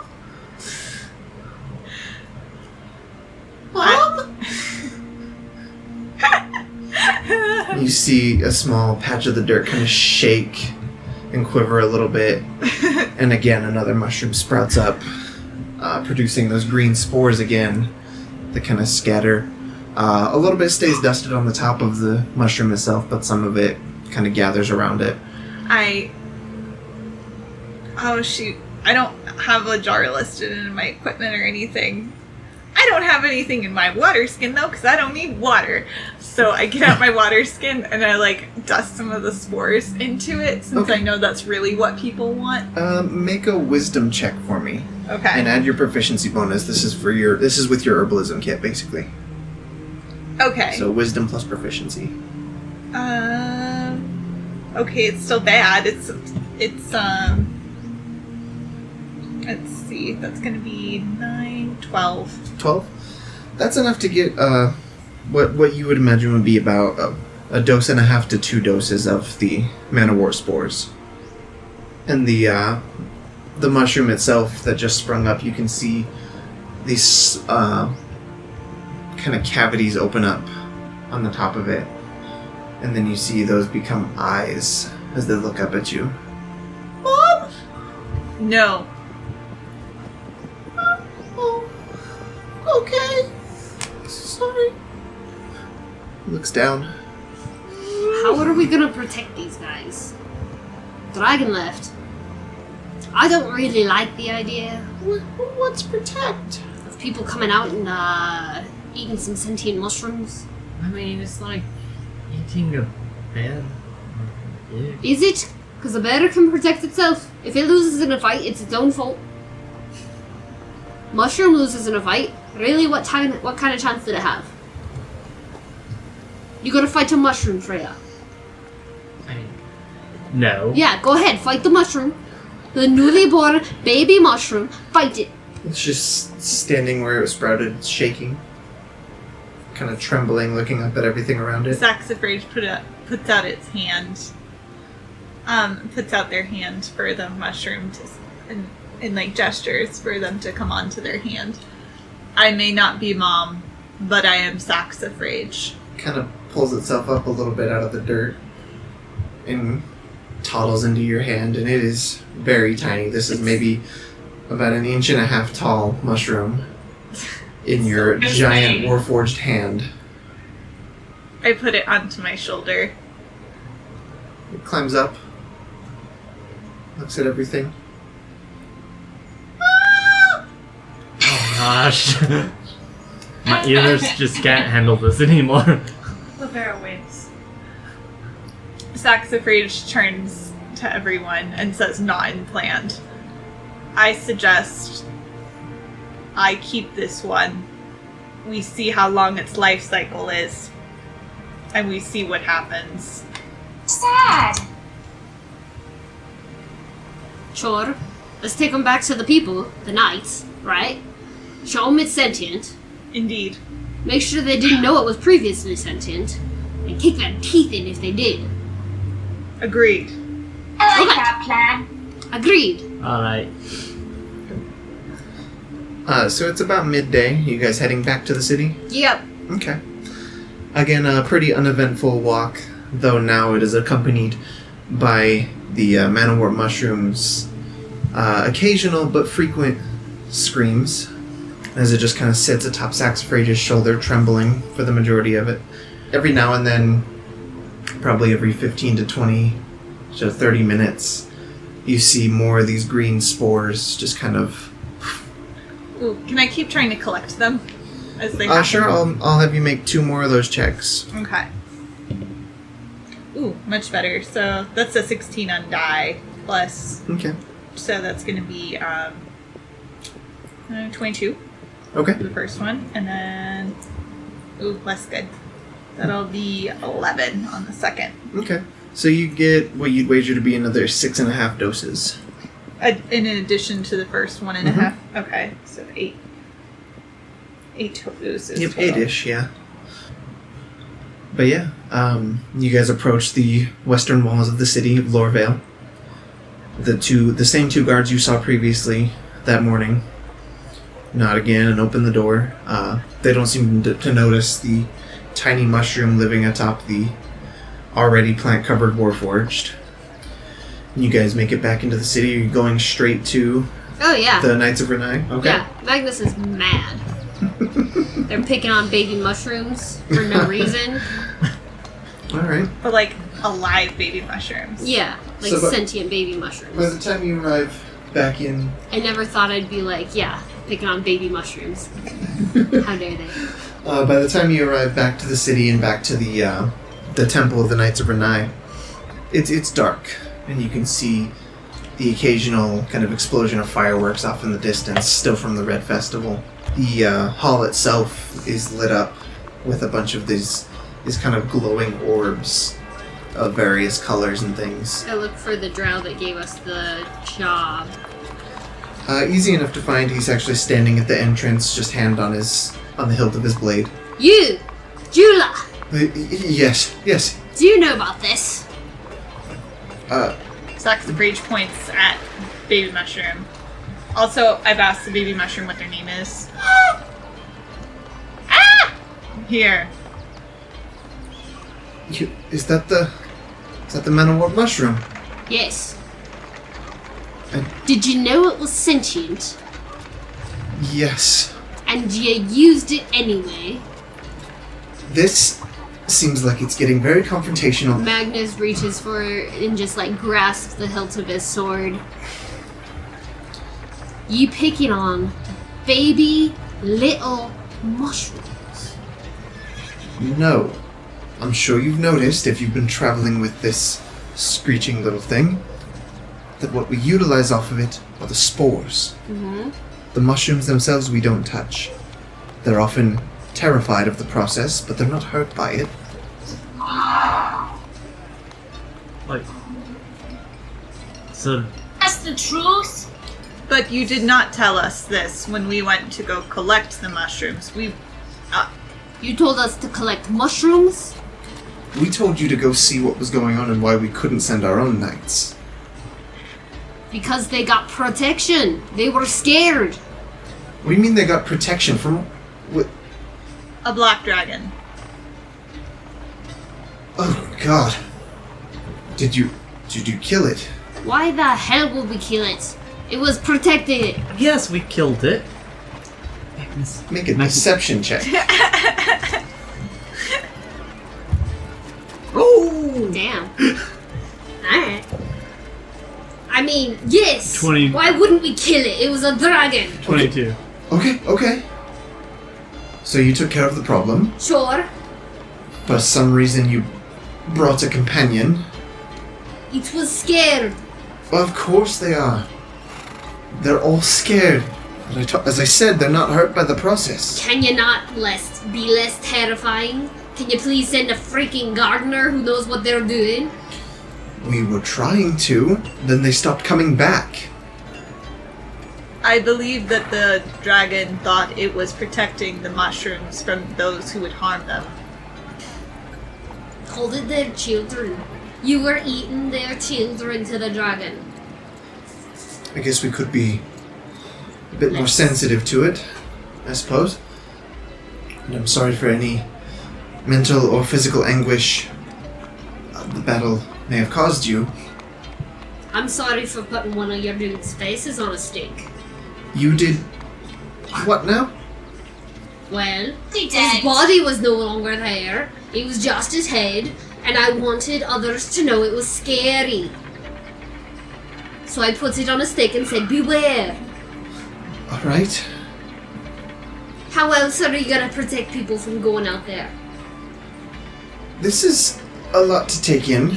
Yeah? How many dead did you find? 2. One full body, I was hoping for and one head. a higher number.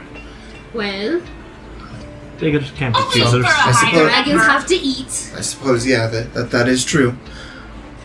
and you just kept sending him food. We could...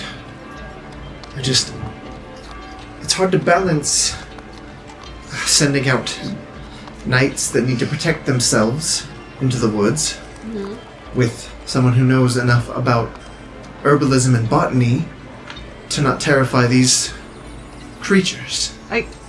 I got a question. You say you don't hurt the creatures? These little mushrooms? Yeah. Why can't you start your own garden? Where are you putting the live ones you bring back? We don't bring live ones back. Just the Just Why the spores. They don't grow here. can't have a little fun. Are you none of you gardeners?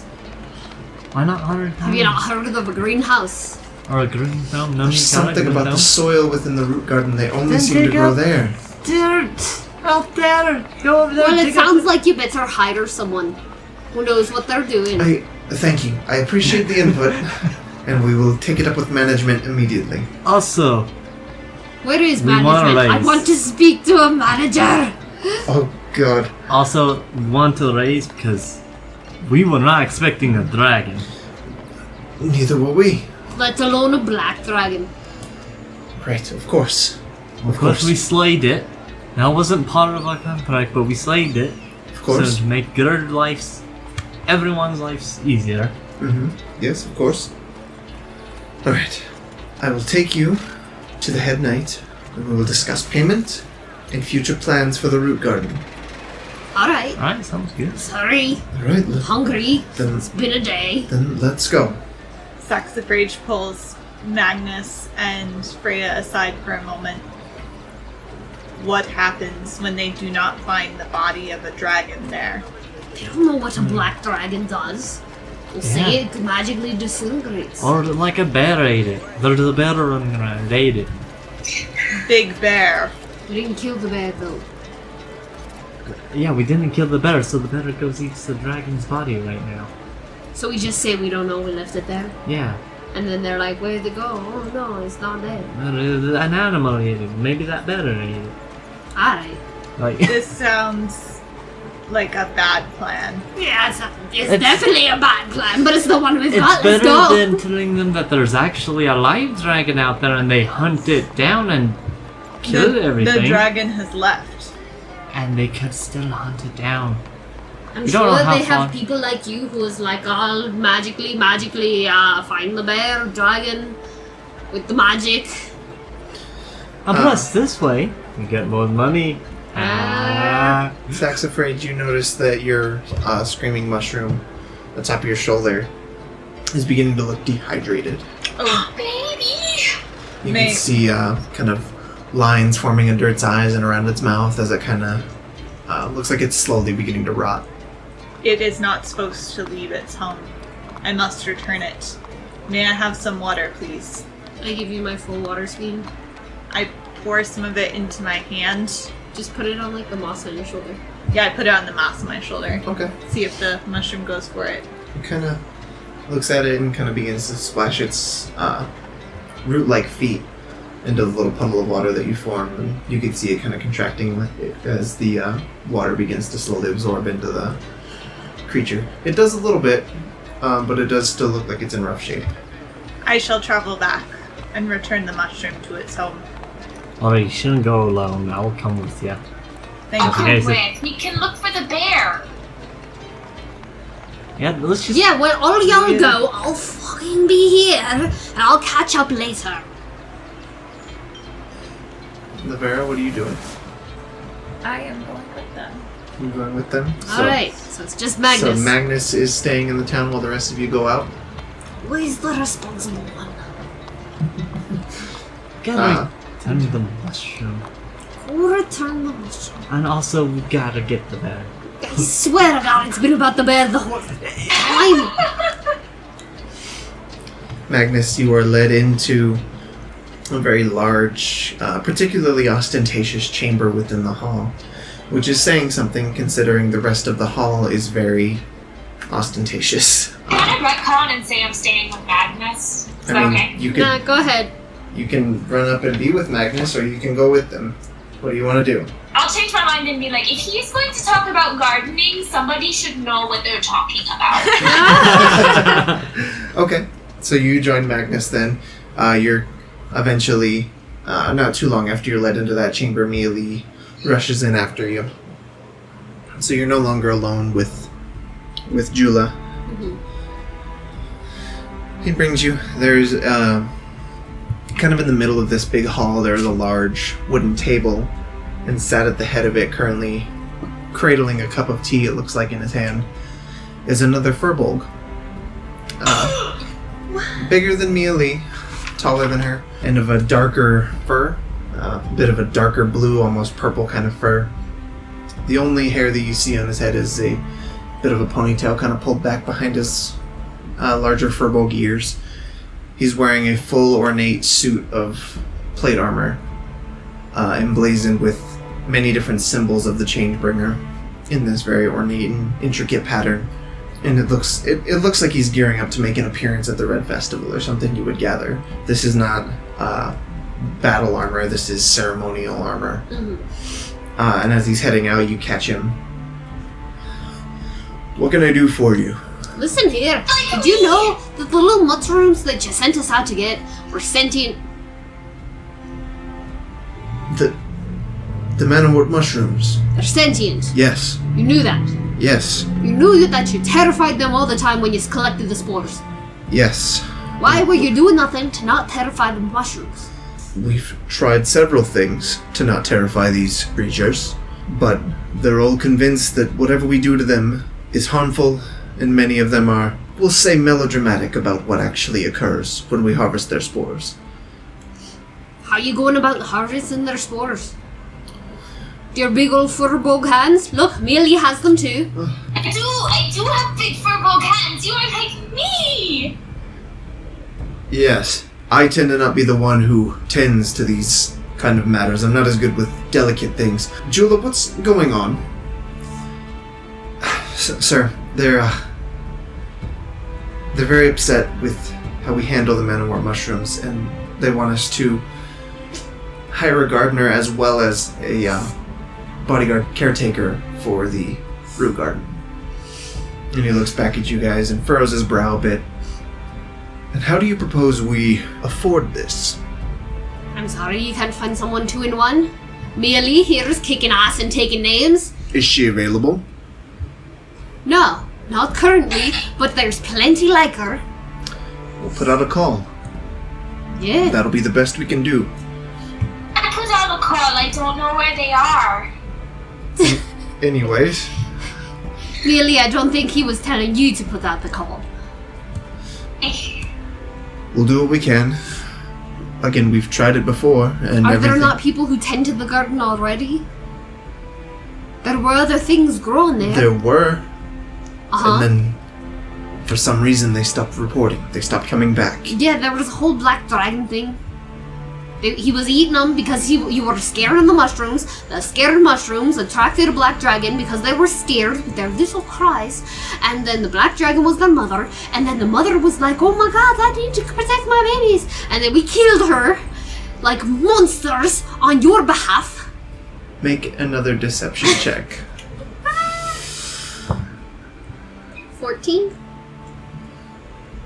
His eyes meet yours, and there's kind of an intensity in them. Not as intense as Magnus's, but he does match gazes with you and kind of give you a nod. All right, well. And if you don't keep them happy, then they're gonna keep screaming. And then, oh my god, there's gonna be another dragon. And all of a sudden, more people will be dead.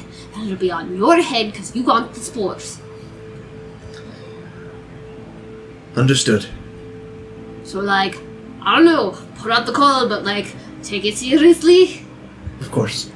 I want money. I did a job. There was a whole black dragon involved. I wasn't told there would be. Right, and Jula would be happy to take care of that for you. I do have to be off now. Sure. I'm already late. If I come back, and I hear it hasn't been filled, then I'm gonna eat ya. I'll start with your toes. And he's a tree. I understand. I do. We'll do everything in our power to take care of these creatures as they take care of us. Sure. I also put one of your man's head on a stick. I'm sorry. We'll deal with that as we can. I didn't make the man's head. It was already there, no body. I decided to be scary so nobody else would go there. Understood. Like a haunted house, like boo. Again, I must go. Sure. Thank you for your concern. Sure. Julia will be taking care of your payment. Keep your toes And have happy. a blessed Red Festival. Sure. He rushes off, and you can see strapped to his back is a very ornate-looking scabbard and blade, which you can infer is the blackened blade that was used to slay the Red Dragon that was 200 years ago. Dramatic little shit, you need. Money? Of course. And he reaches into one of the pouches at his side. The agreed-upon price. 400. Yes, 400. Ace. That's what Saxifrage said. He puts 400 into what feels like a bag full of 400 gold into your hand. And then the extra for the dragon. Of course. He pulls out another small bag of gold and begins to count out 50 gold. And puts it in your other paw. Nice. I put it in the little satchel with the rest of it. Okay. Put it in the bag of holding. You better watch your toes too.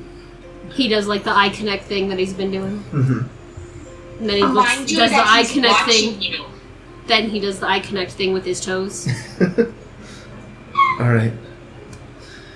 He like kind of backs out of the room, bumps a little bit into things, bumps into Mialee. Come on, Mialee.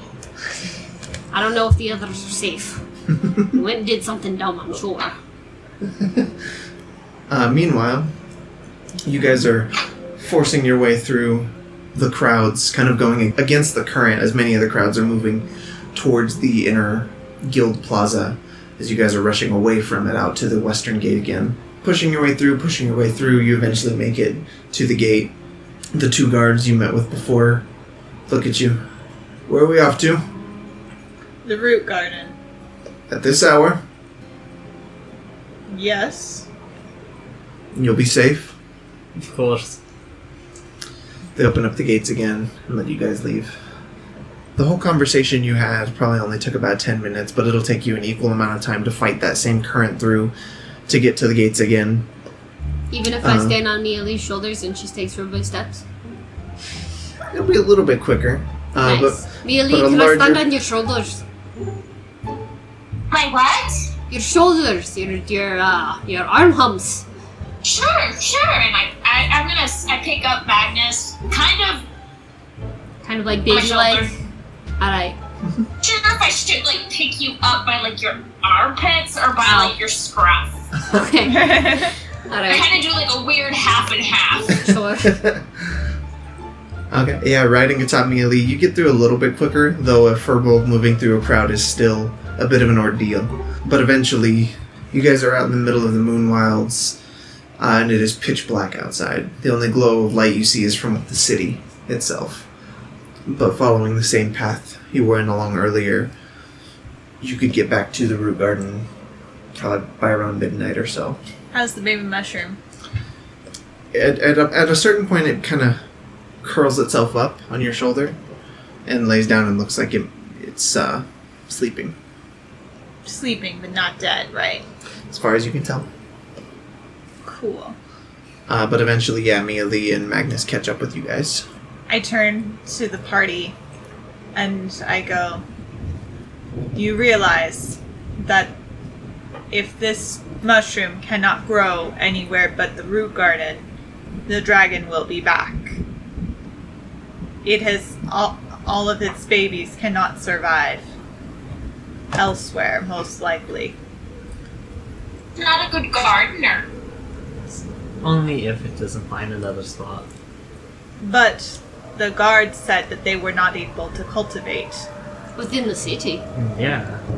There's other places, like... This doesn't so happens to be the one place these things can grow. It might be, for all we know. Then Mother Nature will take its course and yada yada.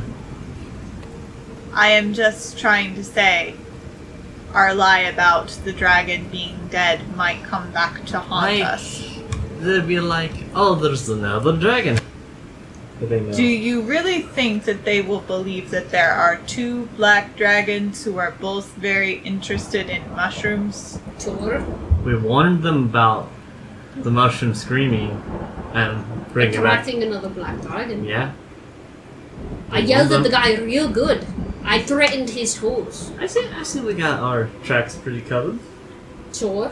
I am worried, however, that we will run into the black dragon. Yeah, we were nice to the black dragon. It's fine. Can Mialee and I look at the soil and see if there's anything in particular about it that it just to see if it's like Within the Rootgarden? Yeah. You mean?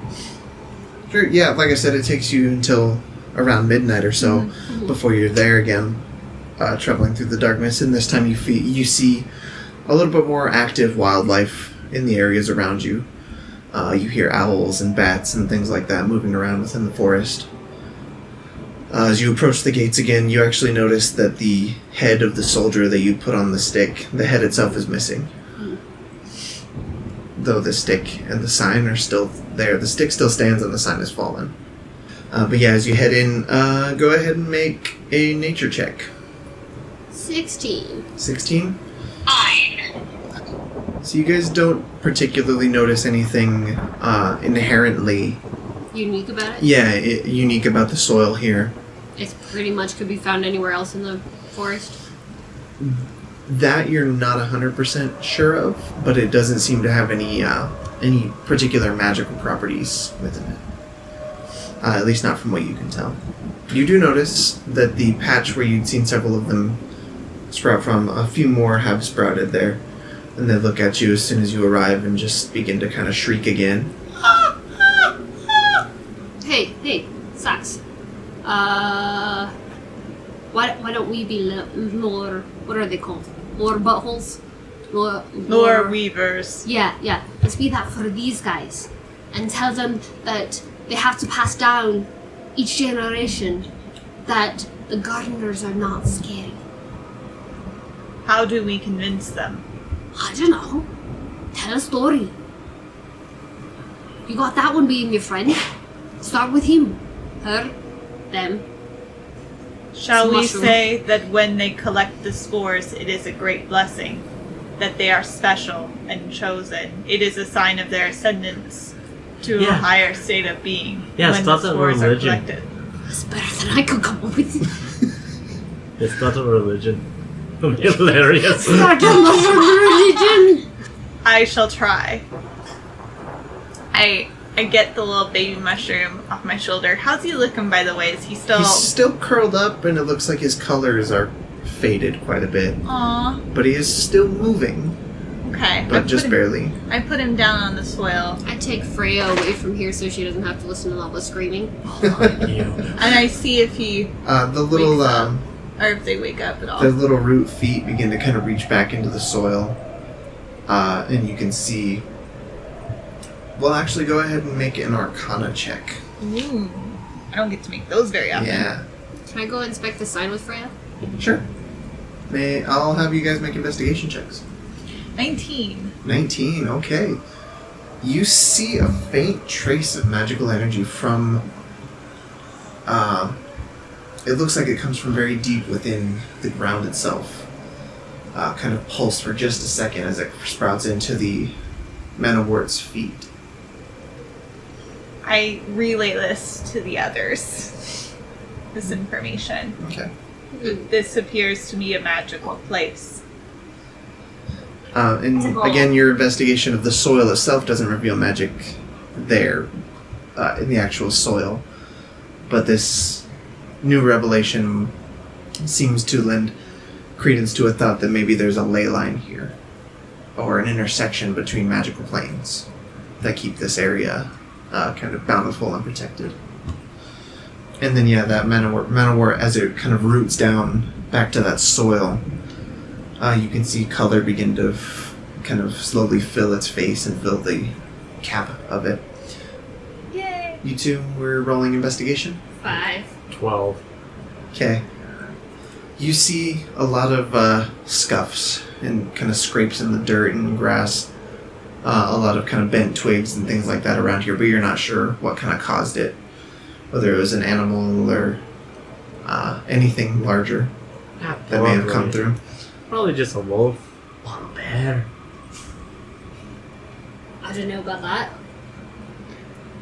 So, in an effort to be honest with my spell casting, but also because I know our listeners will be concerned, Speak with Sense only lasts for 10 minutes. Mm-hmm. So, and I'm guessing I would need to cast it again. Yeah, you would have had to cast it again for sure. Alright, I am going to do that again then.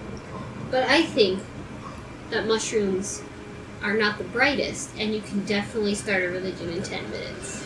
I mean, can you start... But you can also kind of talk to the mushrooms, right? A bit, sure. yeah. Yeah. I will try and start a religion in 10 minutes. Yeah! Then. Okay. Okay. I'm going to cast it again. So, I only have 4 charges left to I'm going to call this a skill challenge. So you tell me what you'd like to do to begin this, and what you'd like to roll for, and I will decide the difficulty class and how many successes you need to start a mushroom religion. Alright. So, go ahead and let me know what you'd like to do first, or what you might say, or anything like that. Essentially, the gist of what I would like to tell them is that when they need to take care of each other when they're first born. Because when they're first born, they're very scared, and they need to go take care of each other and, you know, bring them into this world and tell them that they're going to be protected by each other.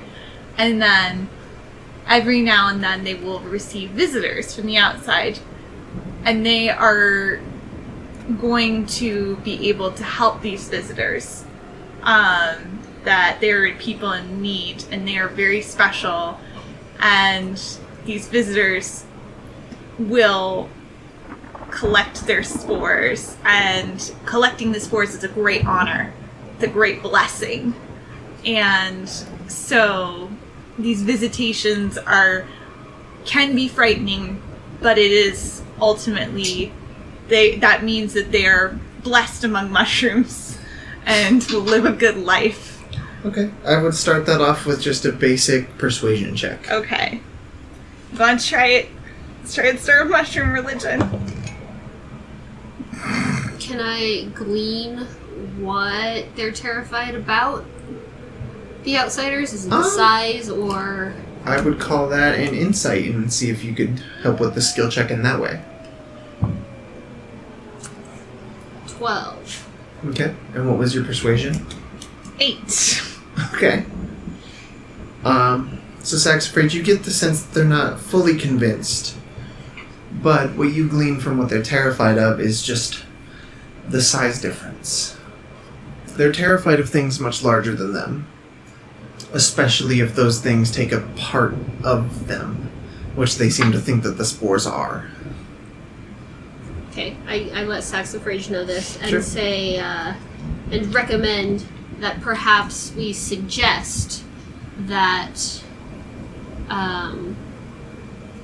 the spores are a part of them in the way, like, my fur is a part of me. It grows from me, but it can be released without pain or without sacrifice. I say that. Sure.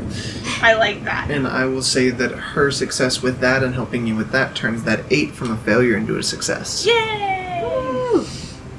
Also, I think we should recommend that they hire, like, gnomes and very small people to come be the gardeners. Sure, but like we should look at Mialee. Like I pull over Mialee and I show her or show them like the size difference between Mialee and myself. And like how I'm not scared of Mialee, I like reluctantly like hug her and I like put her hand down. I put her hand down on the ground and show them that it's not scary. Okay. It's a hand. A couple of them do that same thing where they kind of reach out and tap the hand trepidatiously, and then they hit it a little bit and kind of back off. Still, but I am allowed to lose my dish with joy. Do it. Can I tell like if these guys have like a favorite food or sound or gesture that would make it more appealing? They do seem to, the ones that have kind of tapped Mialee's hand do definitely look like they're a little bit less afraid of it, so maybe that could be a symbol of trust. Okay. Just kind of an outstretched hand that they tap or smack. Okay. I just try to show them that like big scaries are not that scary Okay. if they show the gesture. So yeah, you spend quite a bit of time kind of convincing them and talking them through this and using examples to not necessarily start a mushroom religion, but make them a little less terrified of everything. Cool. So, and by this time, you'd guess it's probably around 1:30 or 2 o'clock at night. We should go to sleep. We should rest. There we go. Character voices, y'all. We can get the bear. Not if we are exhausted. Saying we rest, and tomorrow we can get the bear. No, We'll do it's sleepy time Yeah, now. this- Magnus finds a part of the garden that's kind of cushier and goes to sleep. I can cast Tiny Hut. Yay, Tiny Hut. What's its real name? It's either just Tiny Hut or Liamon's Tiny Hut. It's just Tiny Hut. Okay, yeah. So Laverra begins to... Are you ritual casting it, or are you using a spell slot? Ritual cast. Okay, so it'll take about 11 minutes to cast. You slowly begin to start the ritual. Where are you setting up? Around where Magnus went to sleep. Yeah. Okay. So you spot where Magnus is at, and you begin to slowly start your ritual. What do the rest of you guys do? As Laverra's ritual casting this, as Magnus is already asleep. I sprawled out on the ground, letting as many of the mushroom people tap her as possible. I gently ask some of them if may I try to collect your spores to show you it is not so scary and it does not hurt. Sure. A couple of them nod a little bit in agreement. By this point, your spell has definitely worn off. Okay.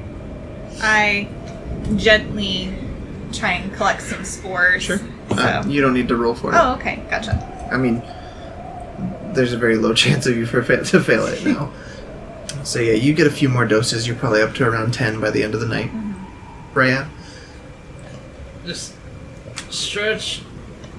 Just sit down and wait till the 10th is made. The dome? Yeah. Okay.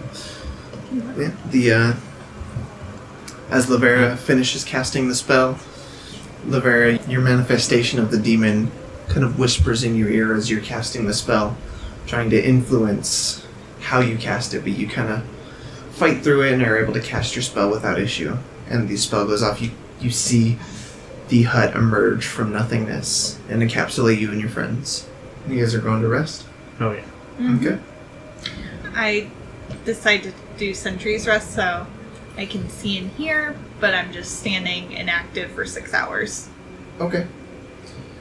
So you are standing watch, essentially? Mm-hmm. Okay. Laverra is kind of like laying next to or like on top of Mialee and trying to like cover the both of them with her wings so that Mialee doesn't get cold. Aww. Just happy that being over the side of a bed for once. So yeah, well, you guys rest for the night. About 5 hours in, Saxifrage, you begin to see movement throughout the surrounding area of the Rootgarden. You see just kind of flashes of fur between trees of a larger creature. It's hard to get a pin on exactly what it is as it's moving through them, but it's moving through them quickly and aggressively. Can I tell if it's a white animal? Do you have a source of light? Because even with dark vision, you can't really tell shades of color. Okay, gotcha.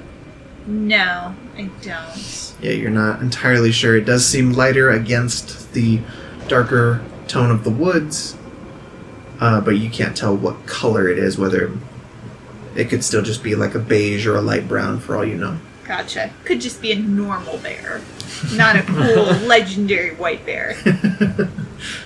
Whatever creature it is doesn't seem to pay any mind as it moves through. And again, you can't quite get a good glimpse at it, but you wager you're probably around 60 to 70 feet away from it. Eventually it disappears from sight. Beyond that, everyone gains the benefits again of a long rest. And you awake the next morning. After 8 hours, the hut dissipates. Though you're likely awake before that as dawn approaches within a few hours. Again, bedding down at 2 a.m., you get about 6 hours or so before light gets to the point where you're probably awake anyway. Laverra starts to like preen her wings as she wakes up. I check on the mushroom babies. How they doing? It looks like several of them are kind of beginning to stretch out their smaller arms a little bit and close their eyes. It looks like they're going to sleep now. Ah, night owls. I bet their little yawns are so cute. Oh my gosh. Pulls more leaves out from under her pillow, kind of just whispers something, and then sticks them in her bag. Anything else? What do you guys want to do? Hey. Shut up, get up. I'm like, alright, let's I go would look start for the having bear. breakfast. Sax, anything happened last night? There was a large animal that came by. What? I do not know if it was the bear, or a different bear, or something else. And you didn't wake us? You Or at were least me? you were sleeping. Thought it could have been the white bear. I can locate the bear. I have spells. It is our leisure. We are the hunters. We do not move on the bear's schedule. Then let's go! Would you like me to cast the spell? Yes. Okay. Should we move closer to where the bear was last seen? We are in the west. The bear was seen farther south. My spell only extends 5 miles. Thinking back on the information, is that should we get closer? Or how far away was the bear last seen? The most recent? You don't have exact coordinates. You just, but the Rootgarden does kind of, the trail to it kind of leans northward. So you imagine you're just in an area strictly west of the city. Well, I can try the spell. If it does not work, we will go south and I will try again. Alright. Okay. So, you're casting Locate Animals? Yes. Okay. So, describe or name a specific kind of beast or plant. Concentrating on the voice of nature in your surroundings, you learn the direction and distance to the closest creature or plant of that kind within 5 miles. If So- any are present. So we might get directed to a different bear. I tried to specify white bear. I do not know if it will work. You search, use the spell, use your connection to nature. You sense nothing within the 5 miles. We must go south. Off we go. Okay. You guys searching for a path, or are you just going through the woods? Through the woods. I would like to search for a path. Sure. Okay. Go ahead and make a survival check. Why am I using that die? That one is not doing me good. Cursed die. 10. 10? Okay. So it takes probably about 30 to 45 minutes to find a path leading south, but you do find one. It feels like it's potentially an older game trail, not necessarily a road or anything like that from or to the city, but it takes you south. As you guys are walking, I would like you guys to make perception checks, please. Everybody. 20. 18. 18? Okay. 25. 21. 11. Okay. So, essentially everybody but Saxifrage, you start to see the woods around you. Again, low in the brush, you start to see shapes. Beast-like shapes amongst the brush, and it looks like they're following you.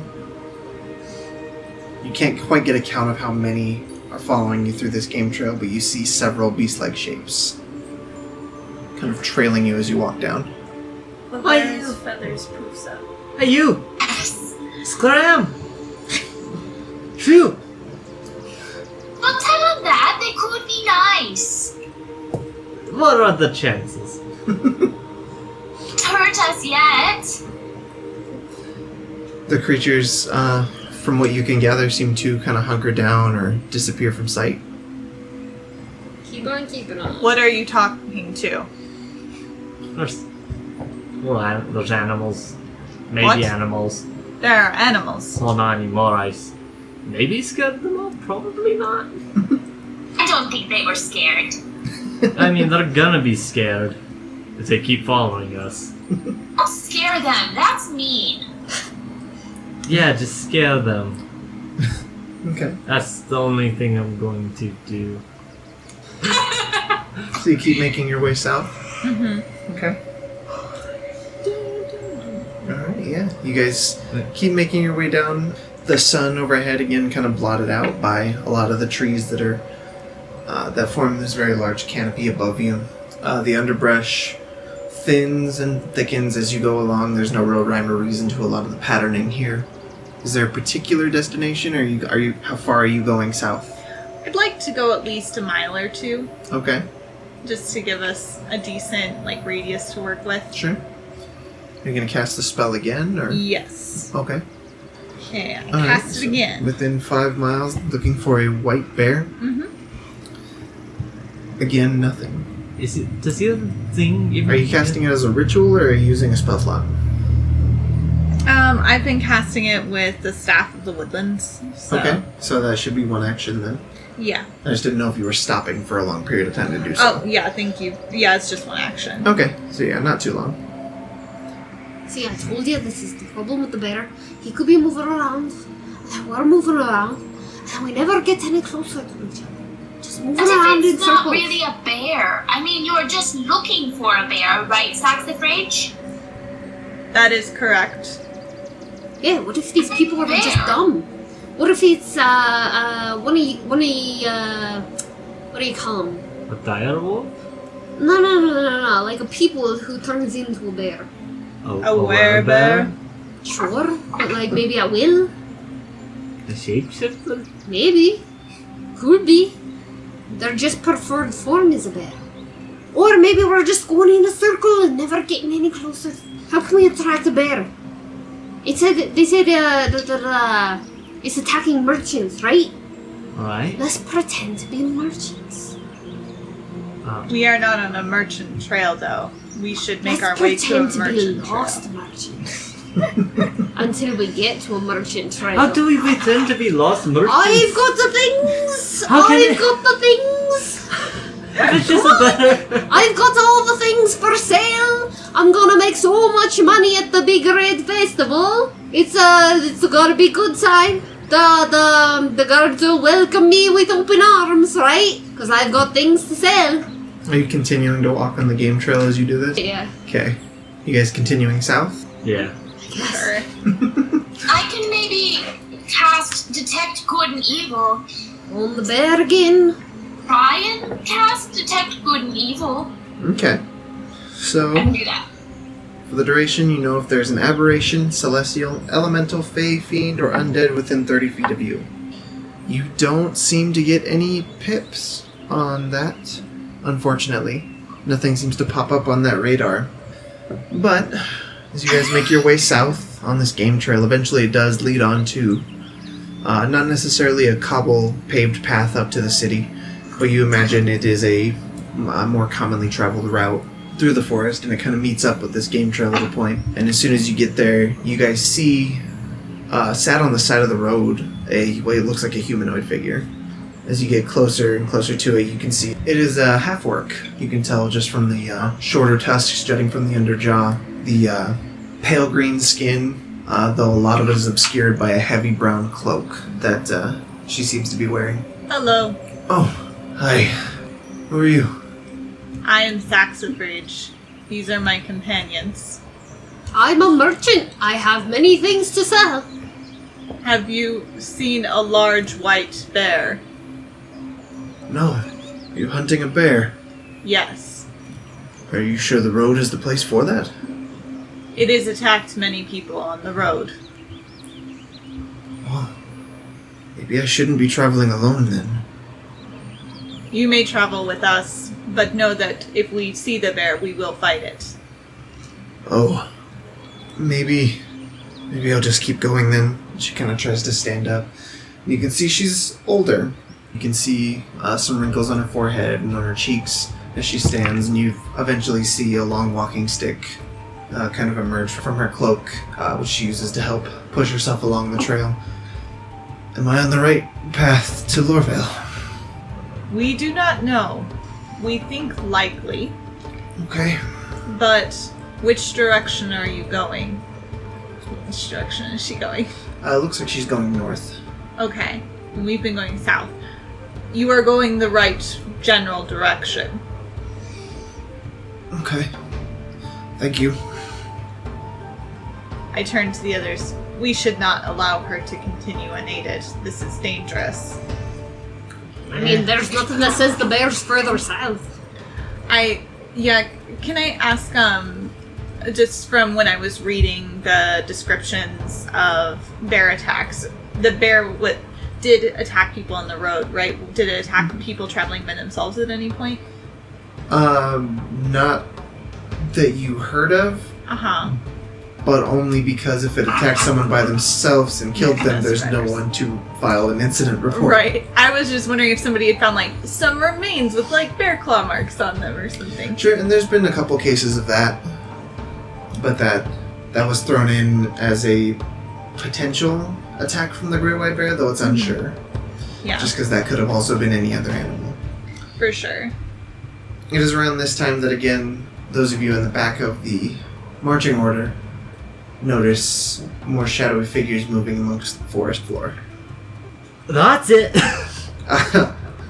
One of them hops out from the brush onto the road itself and lets out a howl. And as it does, you notice that it is a wolf. A gray-furred wolf. A bit larger than a typical wolf. These wolves pick in a fight that they're not gonna win. And with that, I think that's where we're going to end this session. Okay. Alright.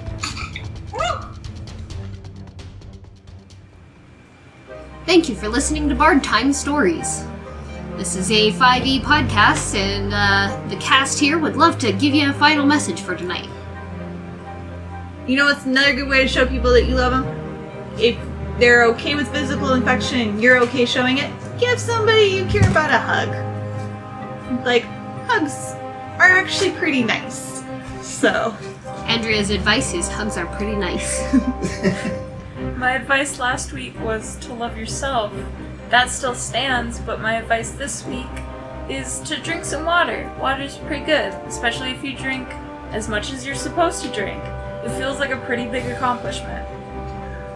Don't get into drunk fighting. Don't get into bar fights. Except in your mind. Like with us. Imaginary bar fights are fine. Koalas have fingerprints that are almost indistinguishable from humans. On that note, please subscribe to Bard Time Stories, where you'll get all the advice you need at the end of a great podcast that you might enjoy. Check out our YouTube channel, our Twitter, our Facebook, and possibly our Instagram. I don't know what we have yet. I'm worried about the koalas. Koalas can do crime. They won't be able to track it back to the human. Be worried about the koalas. The koala uprising. Wait, does that mean drop errors? Okay, the moral of today's story is have a quality life.